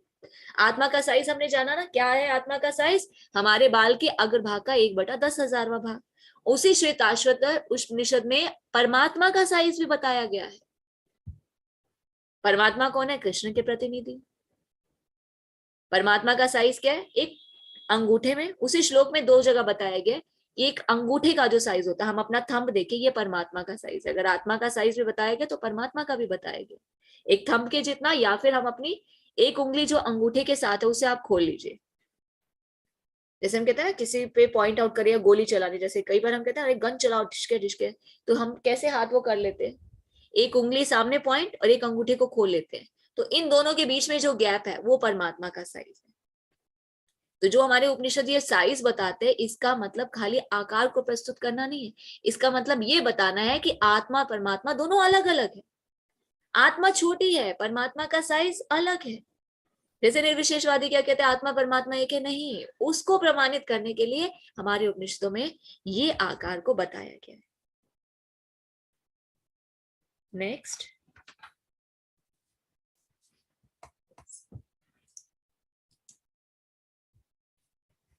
अत चैनं नित्यजातं नित्या वा मन्यसे मृतं तथापि त्वं महाबाहो नैनं शोचितुमर्हसि। किंतु यदि तुम यह सोचते हो कि आत्मा सदा जन्म लेता है, सदा मरता है, तो भी हे महाबाहो, तुम्हें शोक करने का कोई कारण नहीं है। भगवान की कह रहे तुम सोच रहे हो, तुम्हारे सोचने से कुछ नहीं होगा। जो तुम्हें मैं ज्ञान बता दे रहा हूँ, आत्मा का लक्षण मैंने तुम्हें बताया, ना तो ये जन्म लेती है ना मरती है, तुम्हारे शोक का कोई प्रश्न ही नहीं उठता। तुम तो अज्ञानता के अंधकार में हो, तुम्हें मैं ज्ञान दे रहा हूँ, इस अज्ञानता के अंधकार से बाहर निकलो, तुम्हारे शोक करने का कोई भी कारण नहीं है। आत्मा का अस्तित्व क्या है, शाश्वत है, इसे नष्ट नहीं किया जा सकता। अर्जुन उठो और युद्ध करो। क्षत्रिय होने के नाते अर्जुन का संबंध वैदिक संस्कृति से था और वैदिक सिद्धांतों का पालन करते रहना ही उसके लिए शोभ नहीं है। तो भगवान उसे बता रहे कि धर्म के कर्तव्य का पालन कर। तो मैं तुम्हें शास्त्रों के अनुसार बता रहा हूं, जो हमारे वेद बताते हैं, उपनिषद बताते हैं, आत्मा का स्वभाव बताते हैं, कि वो तुम्हें मैं बता रहा कि तुम कहते हो कि ये सब मर जाएंगे, ये सब शरीर नहीं है, ये आत्मा है, इन्हें नया शरीर प्राप्त होगा, उठो और युद्ध करो। नेक्स्ट, जातस्य हि ध्रुवो मृत्यु ध्रुवं जन्मामृतस्य च तस्मादपरिहार्यर्थेन त्वं शोचितुमर्हसि। जिसने जन्म लिया है उसकी मृत्यु निश्चित है, मृत्यु के पश्चात पुनर्जन्म भी निश्चित है। अतः अपने अपरिहार्य कर्तव्य पालन में तुम्हें शोक नहीं करना चाहिए। ये जो बार बार हम जन्म मृत्यु के चक्र में आ रहे हैं, नए नए शरीर को प्राप्त करते हैं, नाना योनियां मिलती है, किस प्रकार मिलती है, मनुष्य को अपने कर्मों के अनुसार। तात्पर्य में पढ़िए, देखिए प्रभुपाद की एक एक वर्ड को अगर हम समझे ना, तो हमें कोई भी संशय नहीं रह जाएगा। हमें कोई और शास्त्र पढ़ने की आवश्यकता ही नहीं है, कोई वेद पढ़ने की आवश्यकता नहीं, कोई उपनिषद पढ़ने की आवश्यकता नहीं। अगर हम प्रभुपाद के तात्पर्य को बहुत ही ध्यान से समझे, एक एक वर्ड को, क्योंकि प्रभुपाद ने वेदों उपनिषदों को कलेक्ट करके ही सब कुछ दिया। मनुष्य को अपने कर्मों के अनुसार जन्म ग्रहण करना होता है। एक कर्म अवधि समाप्त होने पर उसे मरना होता है, फिर वो दोबारा जन्म लेता है। मनुष्य योनि क्या है, कर्म योनि। हम अपने भाग्य के खुद ही निर्माता है। हम जैसे कर्म करते हैं उसी के अनुसार हमें नाना योनियां मिलती है। कभी पेड़ पौधे की योनि, कभी पशु पक्षी की योनि। देखिए योनियां कैसे होती है, पहले जो होती है ना, सबसे पहले पेड़ पौधे की योनियां होती है। उसमें क्या होती है, चेतना तो रहती है पर उसमें भूख प्यास नहीं लगती। पेड़ पौधे को क्या भूख प्यास लगती है, नहीं। फिर उसके बाद जो नेक्स्ट अपग्रेडेशन होता है वो किसमें होता है, पशु पक्षी की योनि में। चेतना तो उनमें भी होती है पर उन्हें भूख प्यास का एहसास होता है। फिर उसके बाद अपग्रेडेशन किसमें होता है, मनुष्य योनि में। मनुष्य योनि में भी चेतना होती है, उसे भी भूख प्यास का एहसास होता है, बल्कि उसमें और ज्यादा अपग्रेडेशन किस चीज का होता है, बुद्धि, जिसमें वो शास्त्रों को पढ़ के अपनी रियल आइडेंटिटी को जान सके। वो ये जान सके, आता तो ब्रह्म जिज्ञासा, कि मैं कौन हूं, भगवान कौन है, मेरा भगवान से क्या संबंध है, ये जन्म और मृत्यु का चक्र क्यों होता है।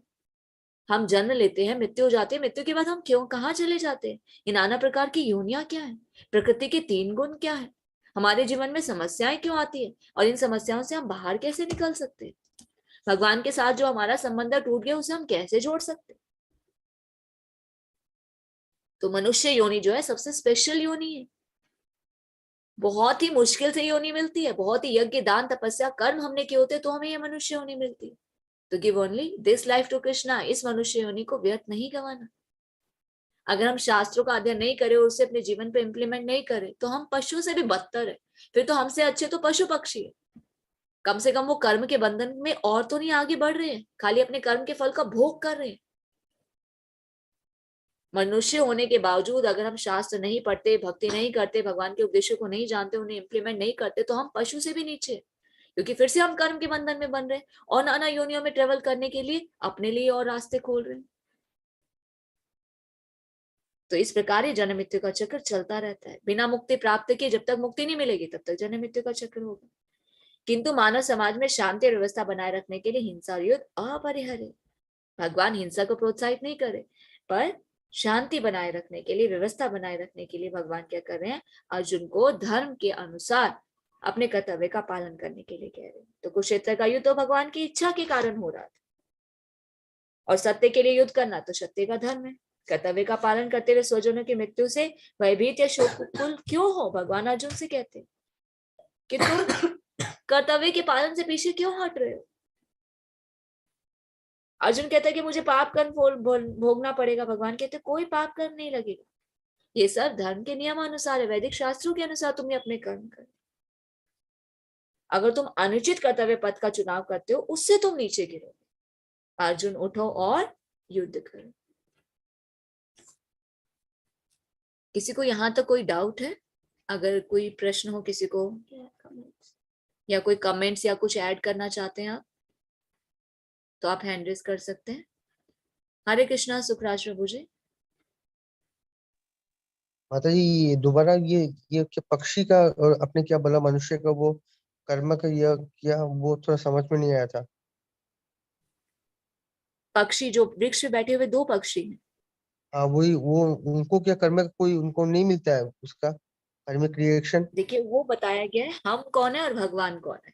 हम एक पक्षी जो हम फल को खा रहे हैं, हम कर्म कर रहे हैं ना, फल को भोग कर रहे हैं, और भगवान क्या देख रहे हैं, परमात्मा के रूप में हमारे कार्यों को देख रहे हैं, साक्षी हैं। तो ये अनु आत्मा और विभु आत्मा का डिफरेंस बताया कि हम कौन है, भगवान कौन है, एक वृक्ष पर बैठे हुए दो पक्षी के उदाहरण के माध्यम से बताया जा रहा है कि भगवान हमें देख रहे हैं हम कौन से कर्म कर रहे हैं। हम भगवान को भूल गए। एक पक्षी है वो फल खा रहा है, वो नहीं देख रहा कि दूसरा तोता वहां पर बैठा हुआ है। उसी प्रकार से हम क्या करें, खाली अपने कर्म करने में लगे हुए, कर्म के फल का ही भोग कर रहे हैं, हम नहीं देख रहे भगवान है या नहीं है। पर जैसे ही हम भगवान की तरफ देखते हैं तो हम क्या होते हैं, हम इन सब चीजों से मुक्त हो सकते हैं। हरे कृष्णा अशोक कुमार प्रभु जी। हरे कृष्ण माता जी, दंडवत प्रणाम। मेरी दो शंकाएं हैं माता जी।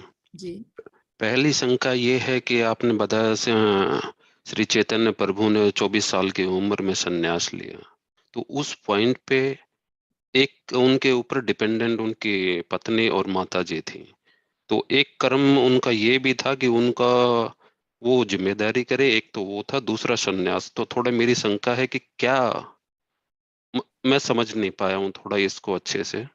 जी प्रभु जी, देखिए जैसे चैतन्य महाप्रभु है, उनका भी विवाह हुआ था। जब उनका पहला विवाह हुआ, पहले तो उन्होंने विवाह क्यों किया, दिखाने के लिए कि गृहस्थ को क्या करना चाहिए, उनका कर्तव्य, उनके ऊपर माता की जिम्मेदारी है, तो उन्होंने गृहस्थ आश्रम को फॉलो किया। तो उन्होंने विवाह किया माता के कहने पर। फिर जब वो अपनी माता के पास अपनी पत्नी को छोड़कर जाते हैं, भगवत भक्ति का प्रचार करने के लिए जाते हैं, तो पीछे से क्या होता है, उनकी पत्नी को सांप डस लेता है, उनकी मृत्यु हो जाती है। अब क्या स्थिति होती है, अब माता फिर अकेली रह जाएगी। माता को अकेले छोड़कर फिर से मैं कैसे जाऊं भगवत भक्ति का प्रचार करने के लिए, अपने कर्तव्य का पालन करने के लिए। फिर अपनी माता के कहने पर फिर वो दूसरा विवाह करते हैं। अब दूसरा विवाह करते हैं तो दोनों की सहमति से वो क्या करते हैं, अपनी पत्नी को माता के पास छोड़ कर जाते हैं और फिर संन्यास आश्रम को ग्रहण करते हैं। क्योंकि भगवान ने उदाहरण से दिखाया ना, ब्रह्मचार्य व्रत का पालन, फिर गृहस्थ आश्रम का पालन, फिर संन्यास आश्रम का पालन। इस संन्यास आश्रम में क्या होता है कि जब तक आप अपने परिवार संबंधों से विच्छेद नहीं करेंगे, आप भगवान पर कॉन्सेंट्रेट नहीं कर सकते। तो भगवान ने 24 वर्ष की आयु में संन्यास आश्रम ग्रहण किया था, अपनी पत्नी को अपनी माता के पास छोड़ा था, और वो भी स्वीकृति से। ऐसा नहीं कि ऐसे ही छोड़कर चले गए कि वो पीछे से परेशान हो रहे हैं, स्वीकृति से। ओके माता, मेरा दूसरा प्रश्न माता जी, आपने बताया आत्मा शरीर में है तो हृदय में निवास करती है, तो हृदय का तो ट्रांसप्लांट हो जाता है माता जी। थोड़ा ये शंका है, यदि हृदय, क्योंकि आज की डेट में तो जो बदला जाता है, तो मेरे को थोड़ा। जी प्रभु जी, हमारे गुरु महाराज से भी ये प्रश्न किसी ने पूछा था। तो जैसे हृदय का ट्रांसप्लांट होता है, तो देखिए जैसे क्या होता है ना, मान लीजिए एक गाड़ी है, गाड़ी में एक सीट खराब हो गई है ना, तो ड्राइवर क्या करता है, वहां सीट से निकलता है, वहां पर दूसरी नई सीट लगा दी जाती है, तो ड्राइवर क्या आता है, वापस उस गाड़ी में आकर बैठ जाता है। उसी तरह से भगवान करते हैं, सीट चेंज कर लेते हैं बस। तो इसका मतलब आत्मा हमारे might be some complete body में है, और वो जोन सा जिस तरह हार्ट ट्रांसप्लांट किया, देन इट्स ऑन इट। हाँ, वो क्या करते हैं, खाली सीट को चेंज कर लेते हैं। ठीक है माता जी। हरे कृष्ण। हरे कृष्णा अशोक प्रभु जी। हरे कृष्ण माता जी। जी प्रभु। माता जी 13वें श्लोक में थोड़ा ये बताया गया था कि वो शरीर पुराने शरीर को छोड़कर नया शरीर उत्पन्न, नया शरीर धारण कर लेती है आत्मा अपने कर्मों के अनुसार। तो कर्म आत्मा कहाँ करती है? कर्म तो शरीर करता है, कि वो भौतिक तो शरीर है, आत्मा तो भौतिक है नहीं। आत्मा क्या करती है? नया शरीर धारण करती है। देखिए कर्म हम करते हैं, उससे हम नया शरीर प्राप्त करते हैं। तो कर्म तो तो जब तक आत्मा परमात्मा के पास नहीं पहुंचेगी तो क्या करेगी? और आगे ट्रेवल करती रहेगी उस शरीर से जो कर्म हुए। देखिए क्या होता है ना, शरीर की रचना किस प्रकार होती है, जैसे कि हमने भगवत गीता 18 डे कोर्स में भी किया, लेवल 2 में भी किया। बाहर से जो शरीर दिखाई देता है इसे क्या कहते हैं? स्थूल शरीर। स्थूल शरीर है ना। ये किससे बना होता है? तो वो 5 वो है पंचभूत से। ये पृथ्वी, जल, अग्नि, वायु और आकाश। इसके अंदर क्या होता है? एक सूक्ष्म शरीर होता है। सूक्ष्म शरीर किससे बना होता है? मन, बुद्धि और अहंकार से। तो जब हमारी मृत्यु होती है तो ये स्थूल शरीर को हम यहाँ छोड़ देते हैं, पर सूक्ष्म शरीर तो आगे रहेगा ना। कर्म के अनुसार जब तक वो मुक्ति नहीं प्राप्त करेगा वो नया शरीर लेगा, सूक्ष्म शरीर। फिर नए शरीर में आत्मा भी वहीं पहुंच जाएगी। तो वही तो मेरी शंका है, पढ़ता हर लेवल में पढ़ा है, लेकिन यही शंका मेरी समझ में नहीं आ पाती कि सूक्ष्म शरीर ने तो कर्म नहीं किए, कर्म तो भौतिक शरीर ने किए हैं जो स्थूल शरीर है। कपड़ा बदल लिया ना। हम क्या करते हैं? हम कपड़े उतार कर फेंक दिए, नया कपड़ा पहन लिया। जी जी बिल्कुल ठीक बात। लेकिन वो लिखा है आत्मा कर्म के अनुसार, तो कर्म तो स्थूल शरीर का था। तो हाँ, आत्मा कर्मों के अनुसार ना, जो हमने अपने शरीर में कर्म किए। सूक्ष्म शरीर अभी भी वो है ना, हमारा भी कर्म का फल बाकी है। तो वो सूक्ष्म के शरीर क्या करेगा? नए शरीर में आएगा, आत्मा भी वहीं पहुंच जाएगी। जब तक आत्मा परमात्मा के पास नहीं पहुंचती तो वो कर्म के बंधन में फिर भी बंधी रहती है।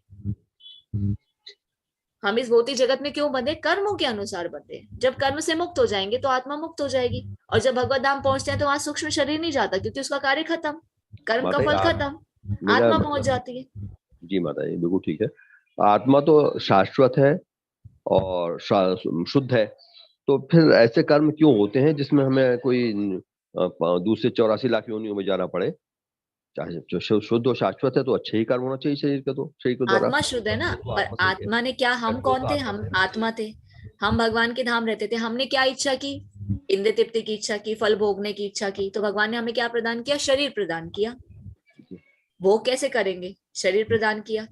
तो आत्मा तो अंदर है, पर वो क्या कर रही है? शरीर के अनुसार, शरीर के अंदर बैठी है, वो चेतना प्रदान करे, तभी तो कर्म के फल को भोग रही है। हम आत्मा ही तो है, हम ही तो भोग रहे हैं ना कर्म के फल को, और शरीर के माध्यम से भोग रहे हैं। और उसी के अनुसार हमें नए नए शरीर मिल रहे हैं कि हमारी इच्छा ही नहीं खत्म हो रही, तभी हमें 84 लाख योनियों में आना पड़ रहा है। जब हमारी इच्छा खत्म हो जाएगी, हम अपनी रियल आइडेंटिटी को जानेंगे कि हमारा उद्देश्य है कि भगवान की तरफ मुख करना, भगवान के पास वापस पहुंचना, उनकी सेवा करना, तो फिर ये नाना प्रकार की योनियों का चक्र खत्म हो जाएगा। जी माता जी। हरे कृष्ण माता जी। हरे कृष्ण। हरे कृष्ण रूमा माता जी। हरे कृष्ण माता जी। माता जी, प्रभु जी के बात से एक बात और ध्यान में आती है कि जैसे प्रभु जी ने बिल्कुल ठीक कहा कि फिर स्थूल सूक्ष्म शरीर या इस पे कैसे इफेक्ट होता है, तो माता जी उसमें फिर प्रकृति के 3 गुण भी तो अपना रोल प्ले करेंगे ना। आत्मा चाहे दिव्य है लेकिन शरीर भौतिक है, और उस पर प्रकृति के 3 गुण जब उसको करेंगे तो आत्मा उन प्रकृति के 3 गुणों से भी तो इफेक्टेड होता है ना। आगे के अध्यायों में आएगा शायद, उसी के अनुसार ही तो हम तो इसमें एक मेजर रोल प्रकृति के 3 गुण भी तो प्ले करेंगे ना। प्रकृति के 3 गुणों के अनुसार ही हम क्या होते हैं? हम तो बंधे हुए ना, लाइक पपेट्स। पपेट जैसे होती है ऊपर पुतली जो होती है धागे से बंधी होती है, तो हम कुछ भी करता नहीं, ये 3 गुण हमें जैसे नचाते हैं हम वैसे नाचते हैं। और ये इस भौतिक जगत में नहीं, ये उच्च लोकों में भी है। भौतिक गुणों का प्रभाव उच्च लोकों में भी है, वहां से भी हम मुक्त नहीं हो सकते। मुक्त हम कब हो सकते हैं? जब हम भगवान की ओर मुख हो, भगवान की शरण ग्रहण करें। नहीं तो माया का प्रभाव तो सभी जगह है, खाली इस पृथ्वी पर ही नहीं है, उच्च लोकों में भी है। हरे कृष्णा शशिकांत मिश्रा प्रभु जी, दंडवत प्रणाम। हरे कृष्ण माता जी, दंडवत प्रणाम। माता जी, जैसे कि एक शरीर से दूसरे शरीर में आत्मा जैसे कि ट्रांसफर मतलब कि होती है बाद में, तो किस प्रकार से, जैसे पितरों का फिर कैसे होता है, जैसे कि वो तो मान लीजिए मृत्यु के पश्चात दूसरे शरीर में उनको मिल गया और दूसरे शरीर में स्थानांतरण हो गया, तो फिर हम जैसे पितरों को तर्पण देते हैं, पितरों को ये सब करते हैं, और जैसे कि दूसरी योनियां आती हैं जैसे भूत प्रेत या जो भी मान लीजिए, तो वो उसकी व्याख्या किस प्रकार से की जाती है? जैसे पितर हैं हमारे, क्योंकि उनको तो शरीर मिल गया और दूसरे जगह जन्म ले लिए। वेरी नाइस क्वेश्चन प्रभु जी। जैसे पितृ है, पितृलोक में कौन से पितृ जाते हैं जिन्हें स्थूल शरीर प्राप्त नहीं होता? ये भी कर्मों के अनुसार होता है ना, कि कर्म के अनुसार उनकी स्थिति ऐसे, उन्हें स्थूल शरीर प्राप्त नहीं हुआ, पर यहाँ से हम उनकी सहायता कर सकते हैं, क्योंकि जब हम जन्म लेते हैं हम पर भू ऋण, देव ऋण और पितृ ऋण होते हैं, यहाँ से हम उनकी सहायता कर सकते हैं। तो उनको जब हम तर्पण करते हैं, गति देते हैं, श्राद्ध उनके लिए करते हैं, तो उनकी क्या होती है स्थिति, आगे अपग्रेडेशन हो जाती है, उन्हें एक स्थूल शरीर प्राप्त हो जाता है। और कई बार ये प्रश्न आता है कि हो सकता है कि उन्हें स्थूल शरीर प्राप्त हो गया, तो फिर हमें कैसे पता चलेगा कि हमें करना है या नहीं करना? आप करते रहिए ना, अपने कर्म आप करते रहिए, या तो भक्ति कीजिए, भगवान के शरणागत होइए। देखिए एक इंडिकेशन जो है वो कहते हैं, जैसे हमारे कुछ आचार्य बताते हैं कि एक इंडिकेशन भी मिलता है, जब आप भक्ति में बहुत ज्यादा दृढ़ हो जाते हैं तब आप क्या करते हैं, पूर्ण रूप से भगवान के शरणागत हो जाते हैं। आपको पता है कि हाँ भक्ति करें। अब जैसे कि हम ध्रुव महाराज का पढ़ते हैं, ध्रुव महाराज ने भक्ति की, और भागवतम में क्या वर्णन है कि जो भक्ति करता है उसकी पहले की 10 पीढ़ियां और आगे की 10 पीढ़ियों को सभी को क्या होता है, मुक्ति की प्राप्ति होती है। तो ये भक्ति की स्थिति होती है। भक्ति में आने के बाद अगर आप इन सब चीजों को नहीं भी कर रहे तो आपका क्या है, कोई चिंता करने की आवश्यकता नहीं है। पर अगर कोई भक्ति नहीं कर रहा तो उसे कर्मकांड के नियमों का पालन करना आवश्यक है। तो जो कर्मकांडी लोग हैं, अब उनके मन में तो इतने प्रश्न आते भी नहीं है, अच्छा पितृ हैं, पितरों का करना चाहिए, वो उनका कर्तव्य बनता है, क्योंकि उन्हें भक्ति नहीं करे ना, भक्ति नहीं करे तो उनका कर्तव्य बनता है करना, क्योंकि उन्हें पता ही नहीं है ना कि उनके पितरों को गति मिलेगी या नहीं, स्थूल शरीर मिला होगा या नहीं मिला होगा। पर एक जो भक्ति करता है वो इस चीज के डाउट से पूरा क्लियर हो जाता है, क्योंकि हमारे शास्त्र प्रमाण है कि बताते हैं कि जो भक्ति करता है उसकी पहले की भी 10 पीढ़ियां और आने वाली भी 10 पीढ़ियां मुक्ति को प्राप्त होती है। अगर आप वो कार्य, कर्म कांड वाले कार्य नहीं भी करेंगे तो भी कोई दिक्कत नहीं है। दंडवत प्रणाम। तो आगे हम आज जानेंगे कि कर्म कांड भगवान ने क्यों बताया, वेदों में कर्म कांड का क्यों ज्ञान दिया गया, क्योंकि हर कोई भक्ति के लेवल को नहीं समझ सकता, अलग अलग लेवल है ना, कर्म कांड, ज्ञान कांड, भक्ति कांड। और चैतन्य महाप्रभु ने आकर क्या बताया, कर्म कांड और ज्ञान कांड को छोड़कर भगवान ने बताया भक्ति कांड सबसे उत्तम है। हर कोई भक्ति नहीं कर सकता तो कम से कम कर्म कांड करने से क्या होगा, हम इंसान तो बने रहेंगे, कम से कम कुछ तो कर्म अच्छे से करेंगे, भगवान के डर के मारे या देवी देवताओं की पूजा करेंगे, कम से कम हम मनुष्य बने रहेंगे, पशु के स्तर तक नहीं आएंगे। इसलिए कर्म कांड का वेदों में दर्शन दिया गया। फिर ज्ञान के द्वारा हमें पता चलता है कि भक्ति करनी चाहिए। फिर भक्ति के माध्यम से हम क्या करते हैं, ज्ञान और कांड से परे होकर सिर्फ भगवान के शरणागत होते हैं, प्रकृति के 3 गुणों से मुक्त होकर शुद्ध सत्व गुण में आते हैं। फिर किसी भी गुण का कोई भी प्रभाव नहीं पड़ता, फिर पाप और पुण्य के फल में हम नहीं पड़ते। हरे कृष्णा। निर्गुणा देवीदासी माता जी, दंडवत प्रणाम। माता जी दंडवत प्रणाम। हरे कृष्णा। हरे कृष्ण। माता जी ये बताइए, हम किसी भी मंत्र का उच्चारण करते हैं, हम कुछ भी करते हैं, तो हम उसका उच्चारण 3 बार ही क्यों करते हैं? जैसे ओम शांति शांति शांति, या हम भोग लगाते हैं तो मंत्र का उच्चारण 3 बार ही करते हैं, ऐसा क्यों? ये शास्त्र में जो नियम बताए गए कि कितनी बार करना चाहिए, जैसे हर एक चीज का नियम है ना, माला 108 मन के होते हैं, इस मंत्र का इतनी बार, वो शास्त्रों में प्रमाण है कि किस प्रकार मंत्रों का उच्चारण करना चाहिए, कितनी बार करना चाहिए।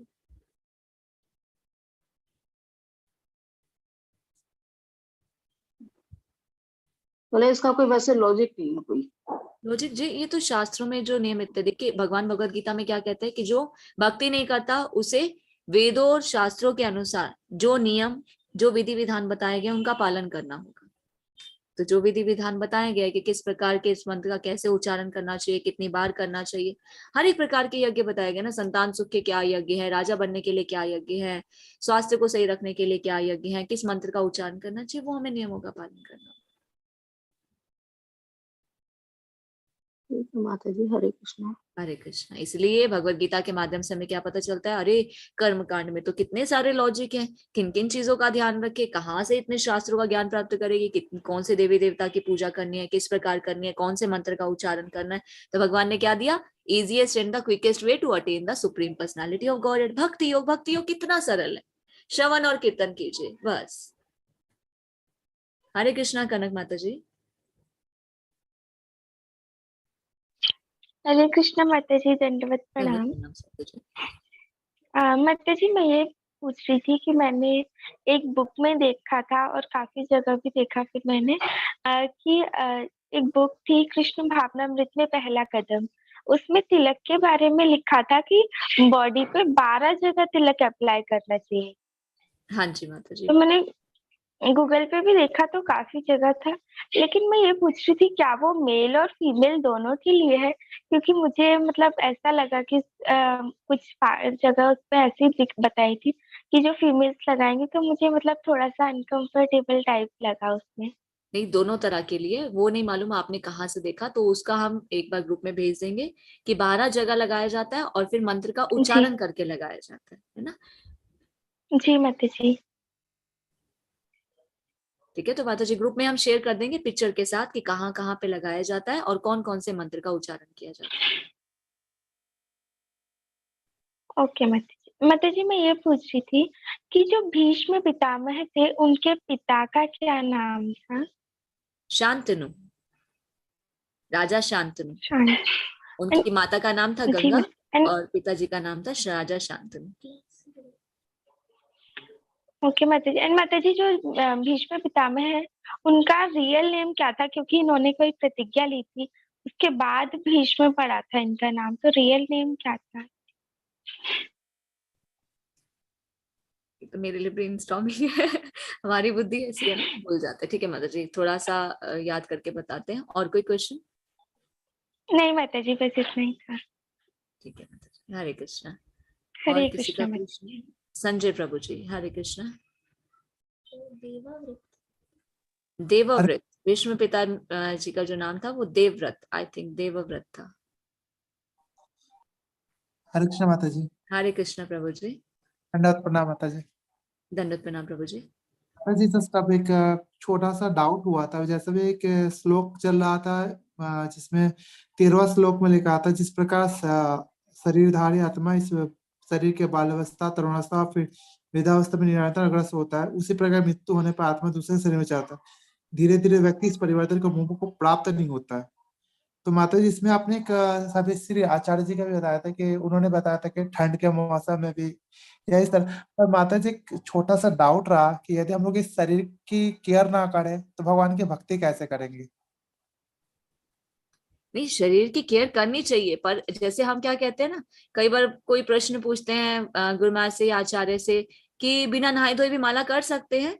तो हमारे आचार्य के बताते हैं हाँ कर सकते हैं बिना नहाए धोए, पर हम उसको क्या पकड़ लेते हैं, अरे बिना नहाए धोए कर सकते हैं, अब तो नहाने की जरूरत ही नहीं है।